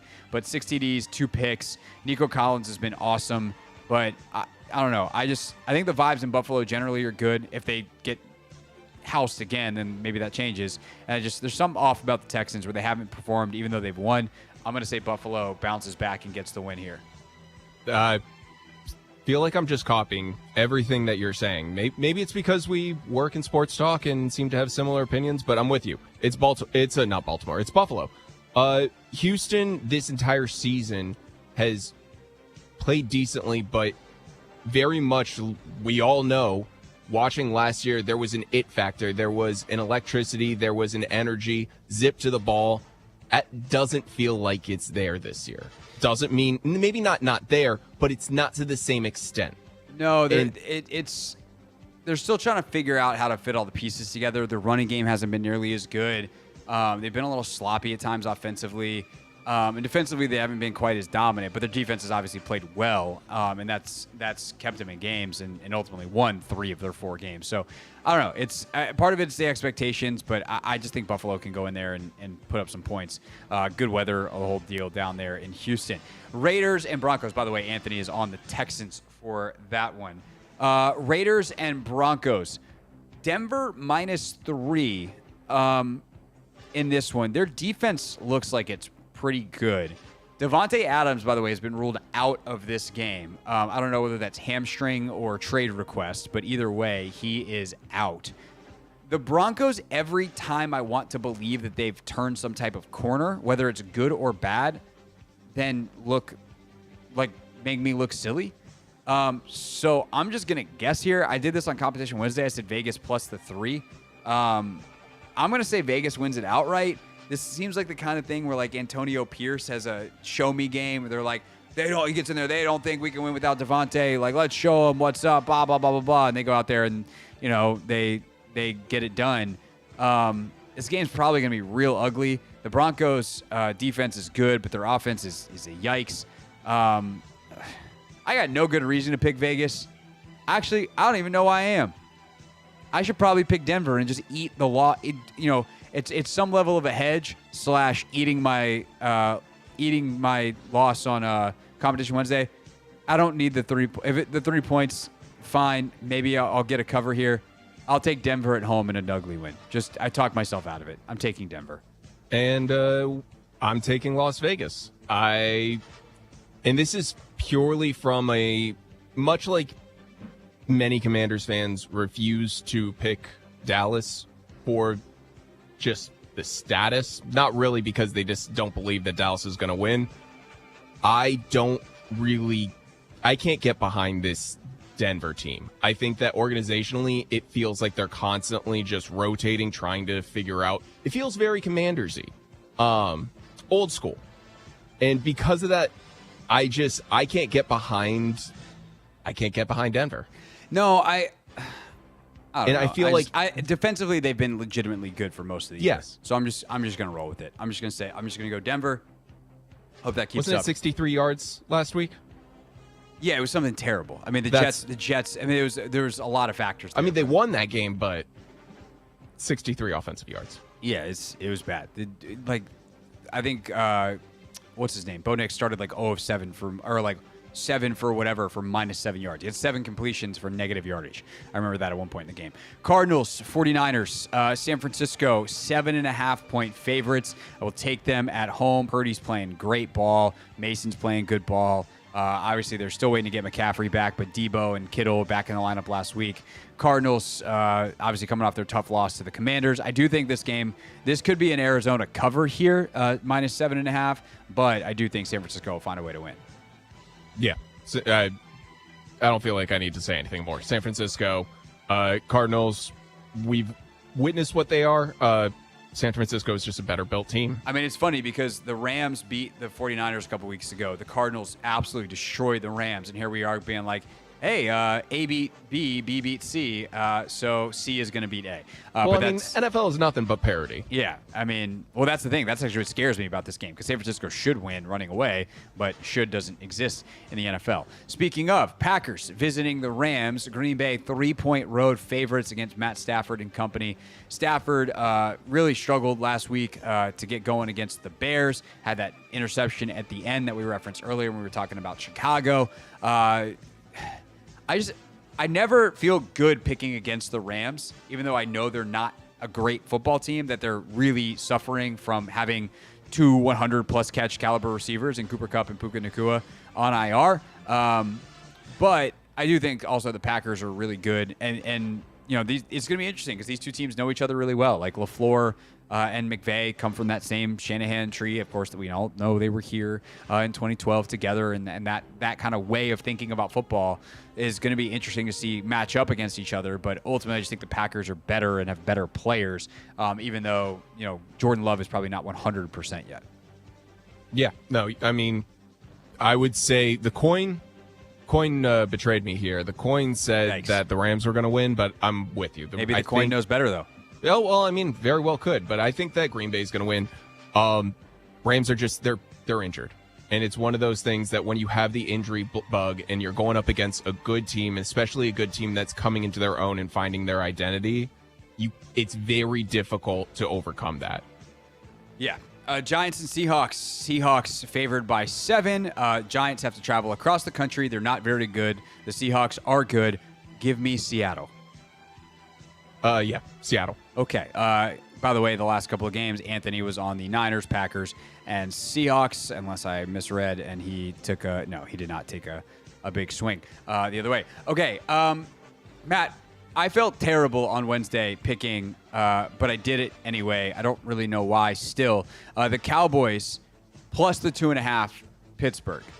Straight up, I think I'm still going to take the Steelers, but I do think this is going to be an interesting game. The thing that scares me about my pick is what happens if Pittsburgh just absolutely runs the mess out of the ball against this Dallas team, which is possible and doable, as we've seen some this year. Obviously, we saw similar personnel, different scheme last year, but I just think Dak can keep this thing close. Like, got to find a way to block TJ Watt. Much easier said than done. He's wrecked many of football games, but I think Dak has been pretty good in primetime games.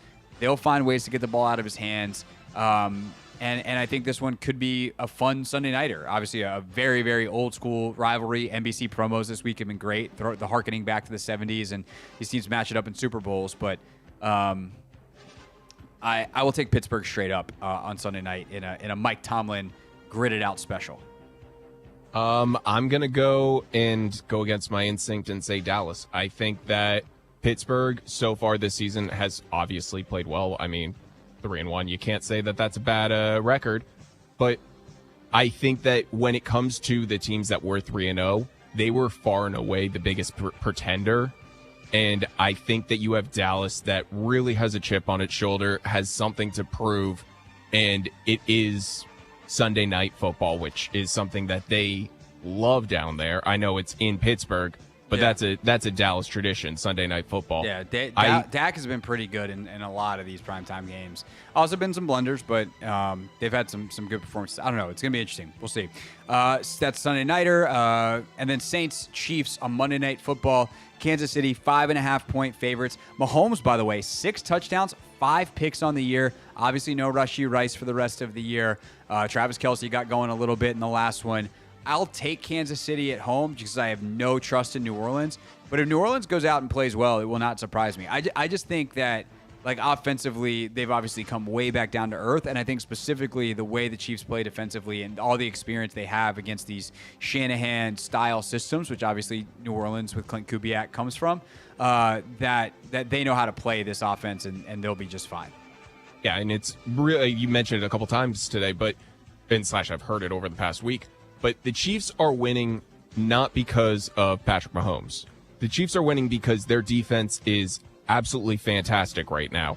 And Patrick Mahomes will still be Patrick Mahomes. And at some point, it's going to turn on and he's going to have good games. But they are playing at a rate that is completely sustainable. I feel like you got to give it to the Chiefs. Yeah, for sure. They just found ways to win. And by the way, Anthony had the Chiefs in this game, Steelers in the Sunday Nighter. So we'll see how we did at 5:30 on Monday. Up next, pick six time. 6 players that we have our eyes on in this matchup this weekend. Maddie gets 3. I get 3. We'll get our first 3 in next on the Team 980.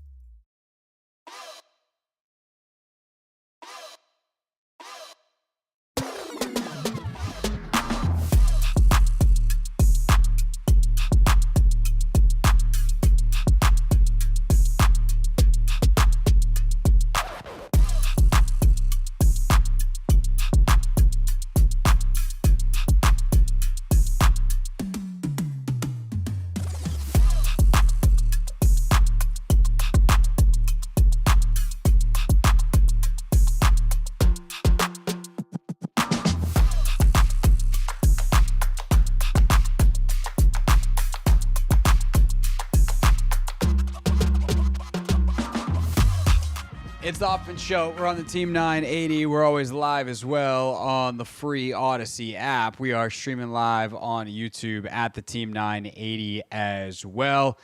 Coming up at 6:30, we can take a few more of your calls, get your picks in for the game, and we'll pick it as well. But right now, we are picking who we think will be the most impactful on Sunday. It is time for our Pick 6.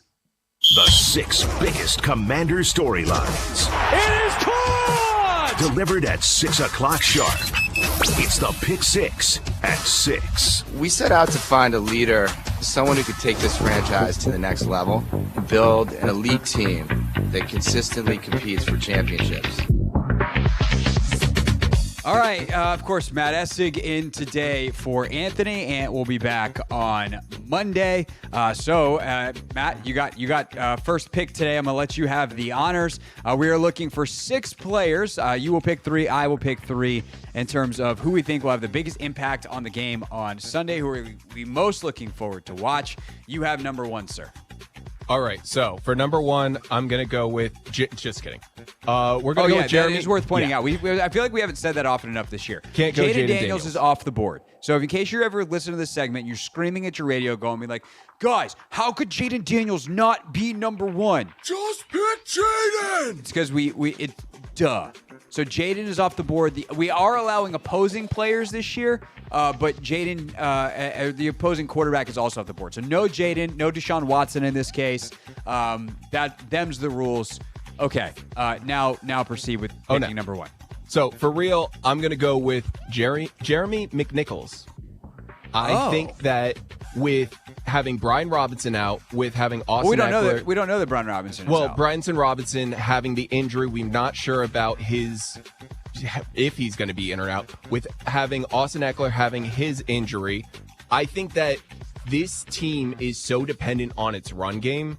And having watched what Jeremy did last week with his run blocks, with his touchdown runs, I think that he's going to take a leading role in this upcoming game as potentially the lead back. So I'm going to say Jeremy McNichols. It's number 1 for me for us winning the game. All right. That's definitely not one I saw coming. Brian Robinson, the injury report just dropped. Brian Robinson is officially listed as questionable. F.A. Obata and Jordan McGee are listed as doubtful. So those are 2 guys they were considering bringing off IR. It looks like next week for them. Mariota was a full participant all week with that pec injury that he's had. He could come off IR this weekend, so that is worth mentioning. But Brian Robinson, questionable. Tyler Owens also is listed as questionable, special teams wise. Allegretti, Percy Butler also listed as questionable, but they look like they're going to play. Owens was a DNP today. It feels like he ain't playing. So you could get your Derek Forrest debut. By the way, on the other side of things, on the Browns side, you have Nick Chubb out, Jordan Hicks, their linebacker, out, Nyheim Hines, running back, out, James Hudson, one of their tackles, is out, and then Alex Wright is out as well. Jack Conklin, their starting tackle, is questionable. David Njoku is questionable. Jedrick Willis, one of their other tackles, because remember, all 4 of their tackles were at one point this week on the injury report. He is questionable. DeJuan Jones is good to go. There's your 4th one. Jerry Jeudy, good to go. And Myles Garrett, he was on the injury report earlier this week. Where is he listed? He is, or they take him off the injury report? He is not listed, so I guess he is good to go. Oh, there he is. Nope. DNP limited full. He's good. So with McNichols, look, I think McNichols should have a role moving forward. He proved that he can be useful as a runner. I think he proved he can be useful as a pass catcher, and he can be hella useful as a blocker. And if you just don't want Austin Eckler to take as many of those hits as a pass blocker, and you want the same production, and maybe even arguably better, because Eckler missed a cut. Like, when Eckler knows where he's going and he gets the assignment right, he's solid as could be. He has missed 1 or 2 this year where you're like, I think you should belong over there, pal. Which happens. These blitzes are harder than ever to figure out who's coming and where you need to be. And you're watching one safety and then the other one comes flying down in the box and blitzes last second. But ultimately, look, Nichols is not who I would pick first. There's a chance that he doesn't really have much of a role if Robinson's okay. But if either of those guys are not at 100%, then yeah, I do think Nichols could have a big role. My number one guy is Frankie Louvu. And I believe he is number one for me 2 straight weeks, which on some level tracks because he is the best player theoretically on that defense, unless Allen and Payne return to form. But Louvu is the guy they signed in the offseason. He was the big acquisition. Like, he's the guy that they want to be a stud. And I think this week, last week it was about his ability as a pass rusher and to contain Kyler and, having some extra speed on the field. This week, it's very simple. He hits the mess out of people. And I think that if Deshaun Watson decides to scramble and Frankie Louvu chases him down, Frankie Louvu can force a fumble just by hitting Deshaun Watson into next week. And I mentioned it a couple times. Watson carries the ball really loose. And that, Louvu had a punch out last week. I think he doesn't even have to punch it out. Just hit him as hard as you can and see what happens. And there's a good chance that ball is going to fly free with the way that Louvu has caught a couple of guys. I mean, think of what he did to Malik Neighbors a couple weeks ago against the Giants, where, they're 11 yards downfield and he just absolutely lambastes him. So I think Louvu as a pass rusher obviously continues to be really important, making sure that his run fits are good, all the basic linebacker stuff that you would expect. Obviously, if David Njoku plays, he probably finds himself on coverage against Njoku a couple of times. But I think the biggest thing is, can he be a guy who makes plays and creates turnovers, because he hits the hell out of people. And Deshaun Watson, I mean this, look, football's a violent game, and I don't wish injuries on people. If there's someone that I would enjoy perhaps getting hit really hard in the NFL based off of who they've been as off the field, it's Deshaun Watson. But I mean this purely as a football analysis piece. Deshaun Watson is primed for hitting because he, you're supposed to carry the ball high and tight. He carries the ball down and loose, where it's just tucked on his wrist, and he'll try to juke people in the open field. And if he's trying to juke a safety and Frankie Louvu comes and blindsides him, that ball's coming out. So there's just too many times on tape where I saw that, and I think Louvu can absolutely be an impact player there. So I'm going to go Louvu at number 2. Who you got for number 3, Maddie? All right, at number 3, I'm going to go Dorrance Armstrong. He's had a fantastic first 4 games. Sack leader currently for the Commanders. He is, I feel like he has kind of become the top pressure on this team. And for much like what you said for Frankie Louvu, we're going up against a quarterback who is holding onto the ball too low, not having full protection. This is a chance for, same with Deron Payne, same with John Allen. You could say guys, any D lineman, and I'd be like, yes, correct. Every single one of these guys can have their entire meal this weekend. So I would say that all of them. But for me, I'm going to go Dorrance. I think Armstrong has been a little up and down until last week. I thought last week it was hello, Dorrance Armstrong, welcome to the party. And Kelvin Beachum at right tackle was not up for that task, and Dorrance Armstrong is finding his way. And I think the other thing, Cleveland has really struggled with some of the stunts, twists, games, things up front. And what we mean by that is let's say it's a TE, so a tackle and an end. So the tackle could pick, or you might have a TE or an ET, but this one I'm going to describe. The tackle comes in, and instead of trying to rush the passer, he just runs into the defensive tackle, runs into the offensive tackle. The guard hopefully chases him, and then he just knocks the offensive tackle out of the way, and a guy like Dorrance Armstrong comes off the edge and loops around inside. Could go the other way too, coming down, let the defensive tackle loop outside, but it's a way to stay in your rush lanes, but switch lanes, and in a way that hopefully creates a free rusher. And some of these twists and stunts and games and things that they're playing up front are starting to look a lot crisper because these guys are starting to play off of each other. And so I think part of that leads to Armstrong's success. He's good with that kind of stuff. He's got great mobility, and he's just winning one-on-one pass rush situations, and he's definitely going to have some of those this weekend. I think that's a great pick. All right, when we get back, the back half of our pick 6, I have one wide receiver that I'm going to get to next that I think is the biggest guy to step up and replace Noah Brown. But first, let's get to an update on the latest in the world of women's sports presented by Wawa. Gotta have a Wawa. What?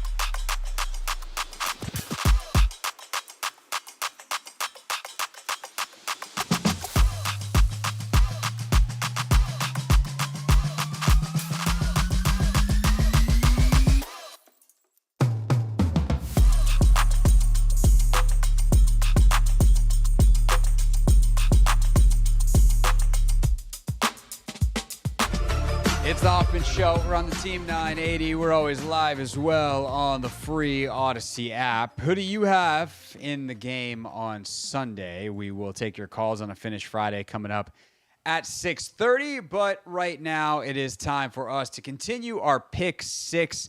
The first 3 players off the board already. Again, Jaden Daniels is not available for selection. Maddie took Jeremy McNichols first. Okay. I took Frankie Louvu and then Dorrance Armstrong third. Fourth for me today, second for me, fourth overall, is Dyami Brown. Noah Brown is out, and it's not just a Brown for Brown replacement, although that makes it nice and easy to write your notes down. Good, completion to Brown. But Dyami is the guy that I think in this receiving core is probably the best blocker of the bunch, and that has been a huge, huge thing for Noah Brown. I think he is also a guy that has been very, very good in the screen game, which I think is going to be a big part of the game plan this weekend. I think if you can throw screens to the side opposite of Myles Garrett, that's probably a good plan. Garrett is so fast and so mobile that throwing screens to his side, one, I think you risk getting the ball batted up in the air and picked because he's that explosive. And two, I don't want him running out there and tackling guys because he's blocking him is a nightmare. So just throw screens away from Myles Garrett. Go to the line of scrimmage, and if Myles Garrett's on the left and you called the screen to the left, motion a guy over and call a screen to the right. But also the way they formation a lot of this stuff, they'll have screens on both sides as is. So Dyami has been a good screen runner this year. He's a good screen blocker. And the other reason I think the screen game could be a big part this weekend is I think some of the RPO and the zone read game could be out because in a zone read specifically, RPO is different. You don't necessarily have to have a quarterback run element. But on a zone read where it's like, okay, are we going to hand the ball off or are we going to have the quarterback keep it? What you do is you don't block one of the defensive ends. The idea of not blocking Myles Garrett is a nightmare. I should just say Myles Garrett. I should have done that and then saved Dyami Brown. But the point is, if you're not going to have that at your disposal, because the idea of not blocking Myles Garrett is on its face a very smart thing to do, is a very smart thing to avoid not blocking Myles Garrett, then how are you going to create the easy opportunities within your offense? And the wide receiver screen game becomes a big part of that. And so I know everyone's like, oh, well, they finally got off the screens, and you saw what they did last week. Of course, they need to continue to throw a quick game, get down the field, drop back situations. They've done a great job with play action and boot and stuff like that. So there's a lot of different stuff that they will do, but I think you need to, against this Cleveland defense, have easy opportunities. And I think whether it's running the football or in the screen game, Dyami Brown plays a huge part, especially with Noah Brown out. And thus, I will say Dyami Brown is my number 4 in our pick 6 at 6. All right, number 5, your last selection, Matty Ice. All right, final selection for me is Scary Terry. Okay. Terry McLaurin. You look at this Commanders offense, especially the first 2 weeks where we were seeing there was some issues with communication between Jaden Daniels and Terry McLaurin. We went 20 points, 20-37 against the Buccaneers, and we went 18-21 against the Giants. As soon as we started seeing the deep ball open, especially to Terry in game 3, all of a sudden 38 points, 42 points. I think one of the big defining factors with this offense is being able to now get those chunk plays that we've been talking about and screaming and wanting them to actually get for the past couple of years with Terry. Now that capability is on the field. And I think that that's going to be something, regardless of the defense, regardless of the opponent, that's always going to have to be a game plan aspect with the Commanders. So I'm just going to say, watch Terry McLaurin. This is going to be a much more difficult defense, so there might not be as many, but there's still going to be a bunch of deep shots that they're going to try and get some quick points. Yeah, I think that you watch like some of the big plays. You know, it's one of the things I always try to watch before we do the Take Command show on Thursdays, and that's kind of the big thing I do in terms of prep for the opponent and watching them. And one of the things that I can do now, thanks to NFL Pro, is sort based off big completions. So one of the things I always watch is like, and this gets harder obviously as the year goes on to watch all of them because there's more games, but 20-plus air yard completions. And some of the ones that have been gotten against Cleveland are very interesting when you think of them through the lens of Terry McLaurin. There's one against Dallas, or one by Dallas, I should say, against Cleveland, where it is quick 3-step drop, CeeDee Lamb down the sideline. And it is just that simple. It's the same route, it's the same idea, I should say, as what the 3rd and 7, Cincinnati game winner was. Set hut, bang, bang, ball out. No read, no nothing, just we got 3-by-1. We got one receiver. That receiver is Terry McLaurin, isolated in space, no safety help. Lay it out there. Do you win? And CeeDee Lamb obviously won on the route. Dak Prescott threw a great ball, and Jaden and Terry can do that. You also see one in the Jacksonville game where Brian Thomas, it was Brian Thomas Jr., the rookie. I think I actually said it was Malik Neighbors earlier, but I meant to say this particular play was the other LSU rookie. And I'm sure when Jaden Daniels watched this on tape, his eyes lit up because this is his guy.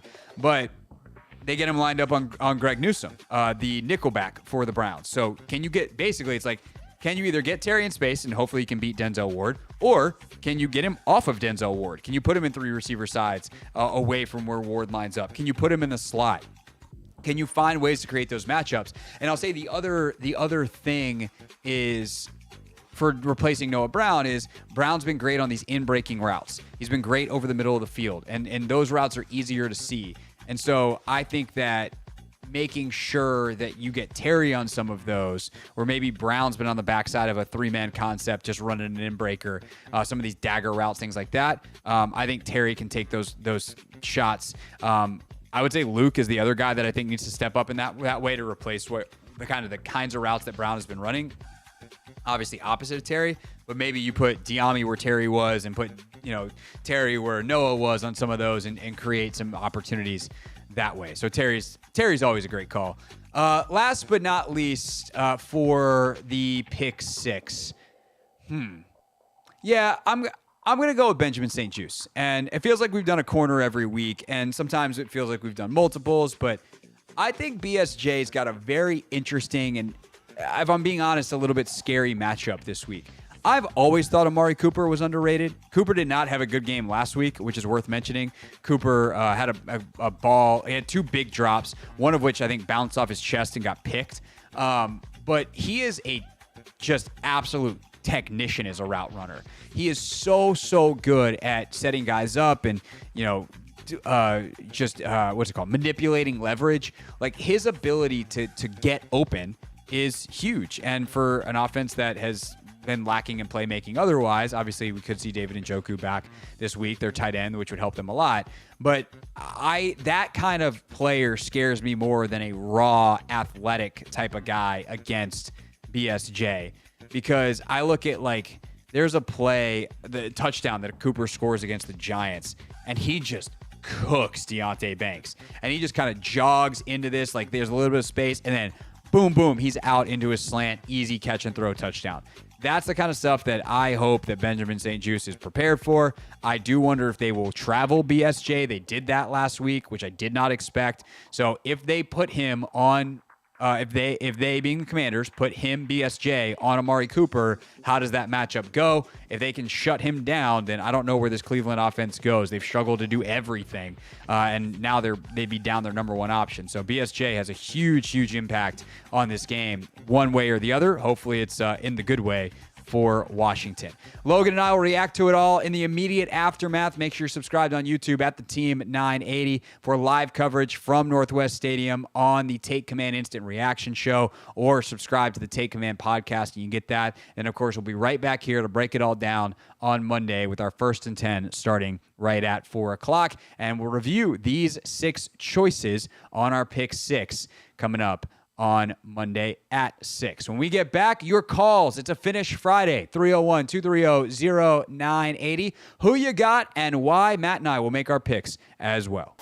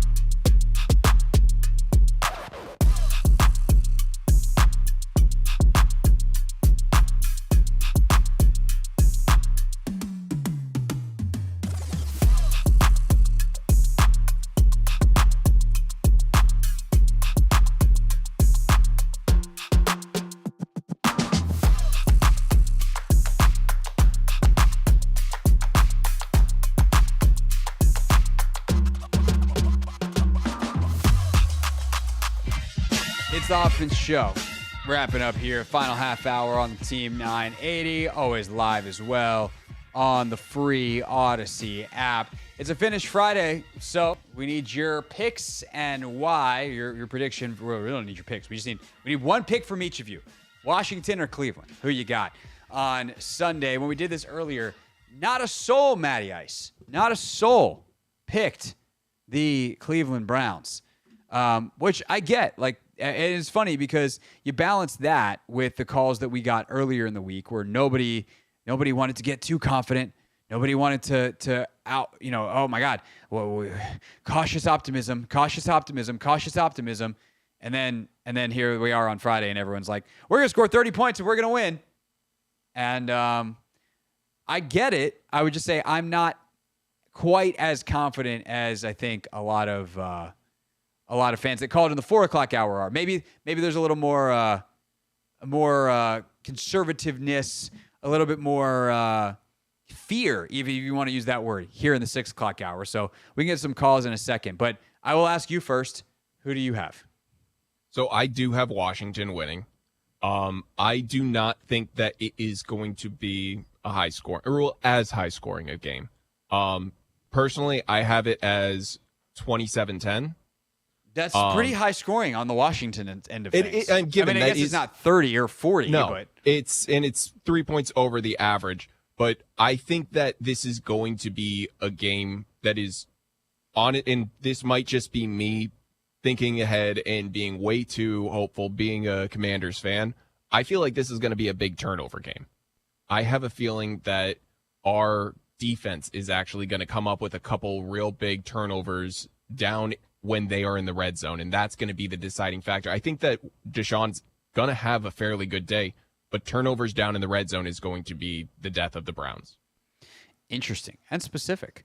Anthony has Washington, by the way, whatever that is worth, which I know probably made a lot of people shiver in fear. But everybody, he's been better this year. He has been better.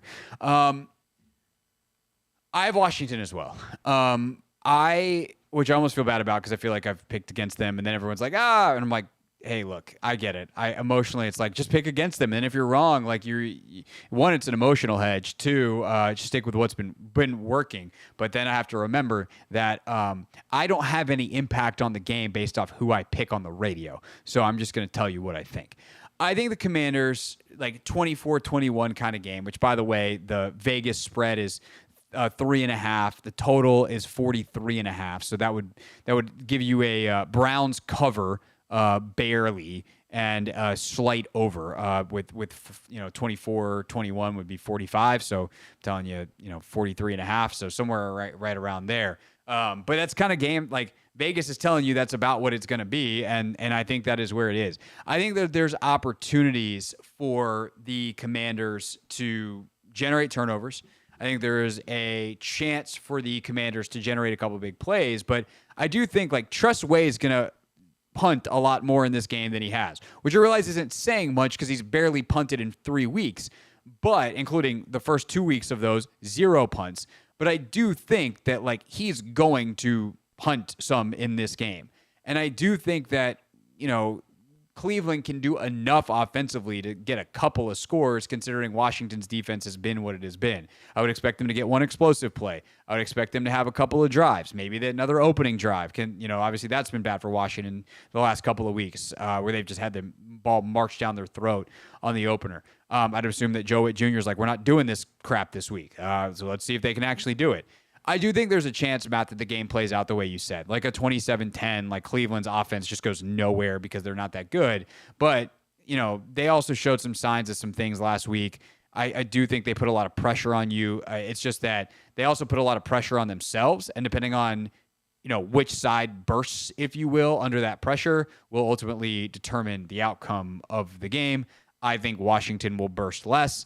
I think it will be close, but that's where I'm at. Now, one thing I will say, which is I'm hoping and praying that this doesn't end up happening, but the Commanders as an organization have been teams that tend to fall apart against other teams that are struggling, not able to get their own stuff. It's a lot of play up well, play down bad. Sure. And I'm hopeful that we have new coaches, new players, new organization. I have to hope that the kind of history of this organization deciding to crap the bed against the worst teams is over. So yeah, I think I would say regard, this to that. One, I do think that like there's always a human nature because like yes, have the Commanders done that a lot? Yeah, but so does every organization, and it's impacted more here because they've been favored so little in the last decade relative to good teams that when they are favored, it feels like a letdown. And the NFL is hard. The NFL is hard, right? But I also think like they don't see themselves as favorites. There's no way. Everyone spent the whole entire offseason telling them that they suck. You think after a couple of games and a couple of nice ESPN segments, they're like, actually, everyone was wrong. No, they've been in the mindset that we're going to prove everybody wrong since day one. I don't think that changes because you win a bunch of games and now some of the same people are being like, wow, I never saw this coming. Washington's great. They're like, no, you said we sucked, and we're going to prove you that this is not a fluke. And I think we're still in that. If they're still, if they're 7-2 and going into week 10, then like, yeah, we can. I think that's a different conversation. But I do think for now, like, they heard that they suck too much especially like that offensive line, to think that they don't actually accomplished anything. There's no chip on the shoulder yet. Yeah, well, I think the chip is still on the shoulder. Oh, I don't think you have to worry about them not. Yeah, I took that showing and up. it. Yeah, I see what you did. I knew what you meant. Let's go to Big Tony. Big Tony, who you got on Sunday? What's going on, crazy Craig Hoffman? What's going on with you, baby? Yeah, we're not doing dumb nicknames today, Tony. Just get to the prediction. Come on. No, hey, look here. Me being the AFC North dude, Cleveland can't score, but I'm gonna tell you right now, the defense ain't faking. I mean, Deshaun hit the dude wide open last week. They had a little penalty. It's probably like 89, 87 something bomb. They had a couple other drops. I mean, they can score a little bit, but I'm gonna tell you right now, the defense ain't faking, and you got to remember one thing, Craig. Cincinnati, Pittsburgh, and Cleveland play against Lamar every two games a week. So all that little fancy little run game stuff that ain't gonna work against them. Now it's the same thing about like Big John and Temple Press. If you ain't never seen it, you got problems. That's why Lamar is like 22-1 against the NFC. If you ain't never seen it, you have problems. But Cleveland, Cincinnati, Pittsburgh have seen it, so that's going to be a thing. Other than that, I think y'all might get it, man. Take it easy, baby. All right, Tony. I think there is some truth to that, right? Like if you've seen Lamar, then Jaden is less of a novelty.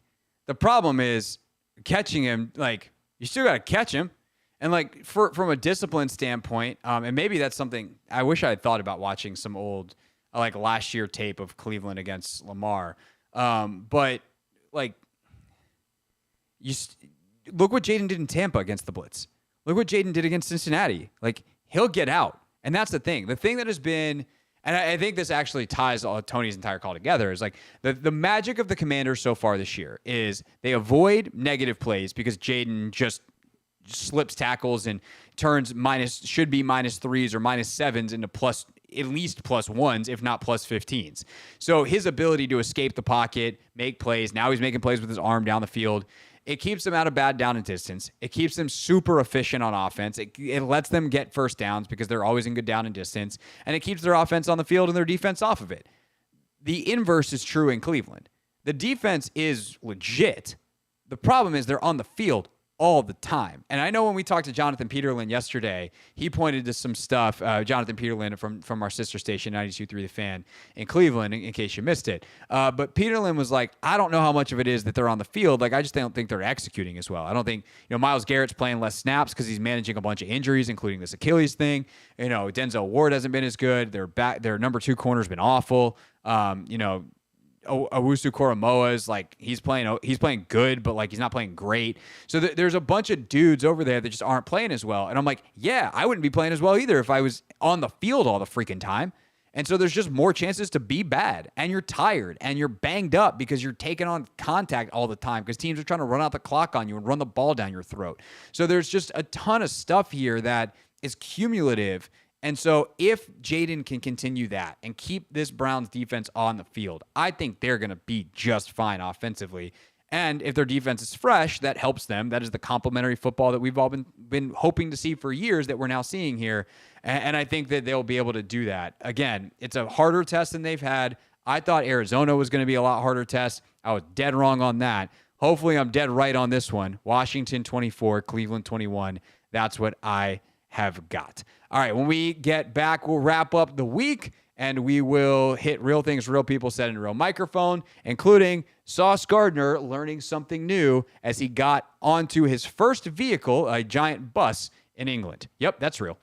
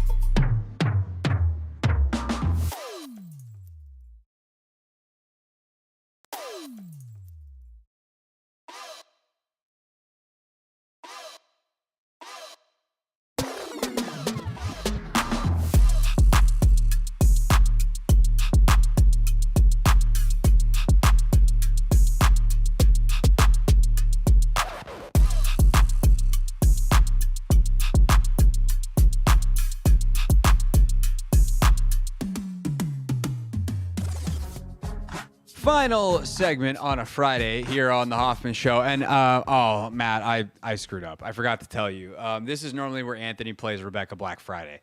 And so to anybody that was expecting the Rebecca Black, it's okay. The time has passed. Honestly, sometimes I could use a week off. So, sometimes from that jam. 7 a.m. waking up in the morning. Yeah. I mean, look, it's been a very musical show as is. We learned earlier in the show, if we did a best of today, honestly, one of my favorite parts is we learned that Matt can mimic the sound of a kazoo with his mouth. He thought it was a trumpet. I can't do it.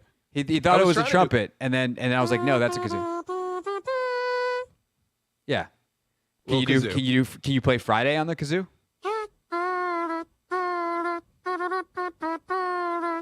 And yeah. Close enough. Yeah, it was pretty good. I think I messed you up with the yeah. But the what's great about that is, we always worry because we stream live on YouTube that we're going to get taken down for copyright violations, which is why most of the time when I'm in studio, like in the regular studio, like I am most days, that we just have a way to take the music out of the YouTube stream. But when I'm in my home studio, like I am today, we don't have that capability the way we have things set up. So we should have just done the rejoin music with Matt the kazoo the entire time, because then we don't have to worry about it.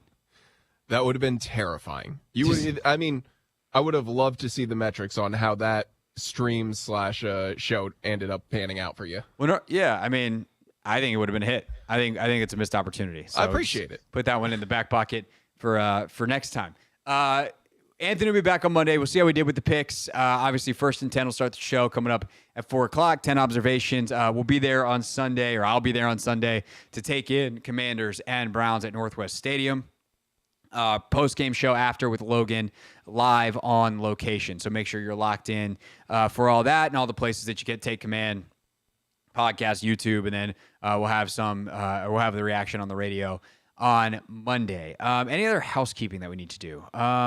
I think that's pretty much it. If you missed anything throughout the week, of course, you can check out the Hoffman Show podcast. I'll even say, hey, Matt, because Matt's, for those that don't know, maybe your later listeners, Matt is the producer of the Chris Russell Show. What was your favorite thing from the Russell Show this week, besides Linnell accidentally giving out his phone number on the air? Oh, that was gold. I would say. What was your actual favorite thing? Like non-silly thing. Actual favorite thing, Luke McCaffrey. That's right. You guys had Luke. Luke coming on and talking about what he's seeing with this team, the energy, how he's fitting into the entire team. And there you go. That was fantastic. Excellent. So go check that out in the Chris Russell Show podcast feed, and then click over and check out whatever you missed from us. Schlereth earlier in the week was awesome. That's probably our best interview of the week. So another host at the radio station texted me earlier and was like, your interview with Schlereth was bomb. Who was it? You'll never know. All right. It's time for Real Things, Real People Said in Real Microphones. Let's send the week out with a bang, shall we? Real things. We're not going to suck this year. Real people. 5 and 11. Not very good. Said into real microphones. The culture is actually damn good. All right, plenty of fun, silly stuff coming, but this is just damn impressive. Jaylen Brown's had quite the week. First of all, his episode of Hot Ones came out. So, Matt, I don't know if you're a Hot Ones guy. Love Hot Ones. So good. I'm actually behind a couple of episodes. There's like a couple that came out. I'm like, ooh, I want to watch that. And I just haven't been in the space where I've had time to watch them. But Jaylen Brown definitely is one I want to check out. But Jaylen Brown and the Celtics are opening the NBA's preseason in Abu Dhabi.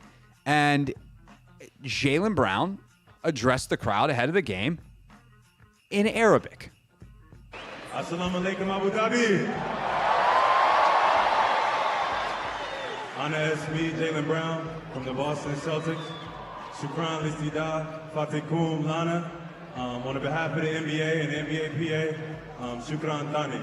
Let's have a great game. Let's have a great game. He is so smart. Like, he went to Cal. We knew he was smart. I don't know. He speaks fluent. Doesn't sound like he probably speaks fluent, but also that message is meant to be bilingual. But he clearly, at the very least, his memorization skills are A+. If not just his linguistic abilities. I always am jealous of people that can speak multiple languages. That's not a particularly easy language to get to. No. And that's the other thing is like certain languages, like if you were to learn to speak German as an English speaker, you could probably figure it out because a lot of the sounds are similar. There's certain languages that have sounds that are native to them that unless you basically learn them as a child, you can't. And Jalen did a great job. So bravo, Jalen Brown, on being able to address the crowd in their native language. Nothing will ever be better than the Mexico City game, I believe it was, when Luka spoke perfect Spanish and then handed the mic to Blake Griffin, and Blake was just like, hola, gracias, adios. It's not fair. All right, let's see what else we got. London this weekend, they speak English there. You said, hello. That's their native language. But there are some differences between England and the U.S. As Sauce Gardner found out, they drive on the other side of the road there, something that he did not know.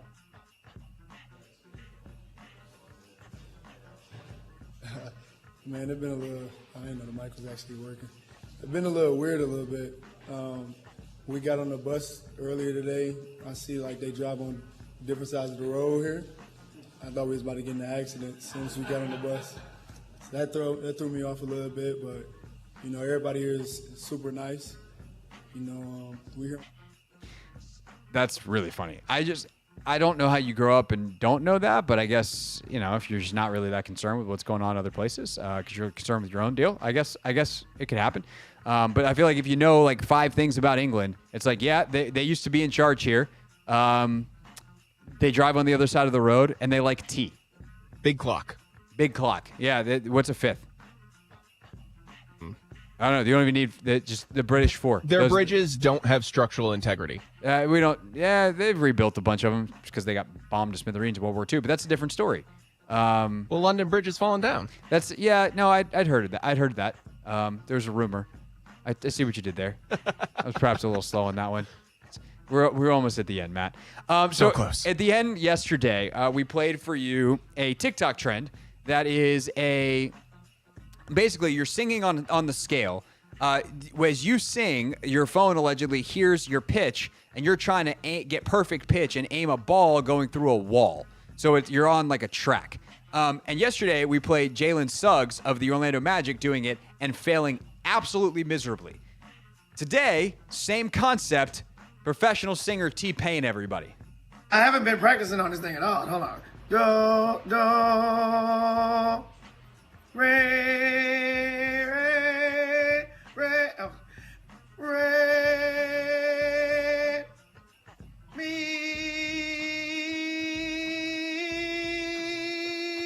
Maddie, can you pause it for a second? Do, re, mi. It was at this point I realized that while Jalen Suggs was not a good singer, this thing sucks.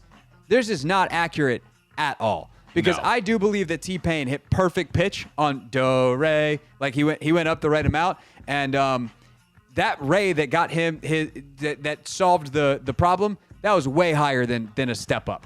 Oh no, there's something real wrong with this. I don't like it. Well, T-Pain is known to have perfect pitch, so yeah, if he's having issues, auto-tune needed. Auto-tune's for fun and entertainment. He can actually sing. It's an instrument for him. Continue, please.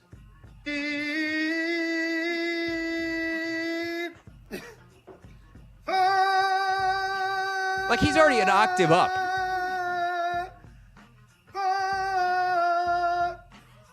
And it still didn't go. Like that. It went. Son.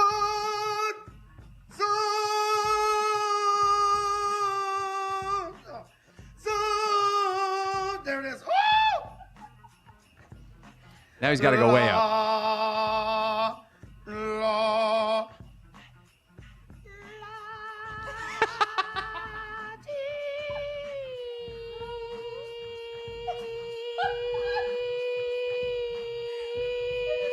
Gotta hit it.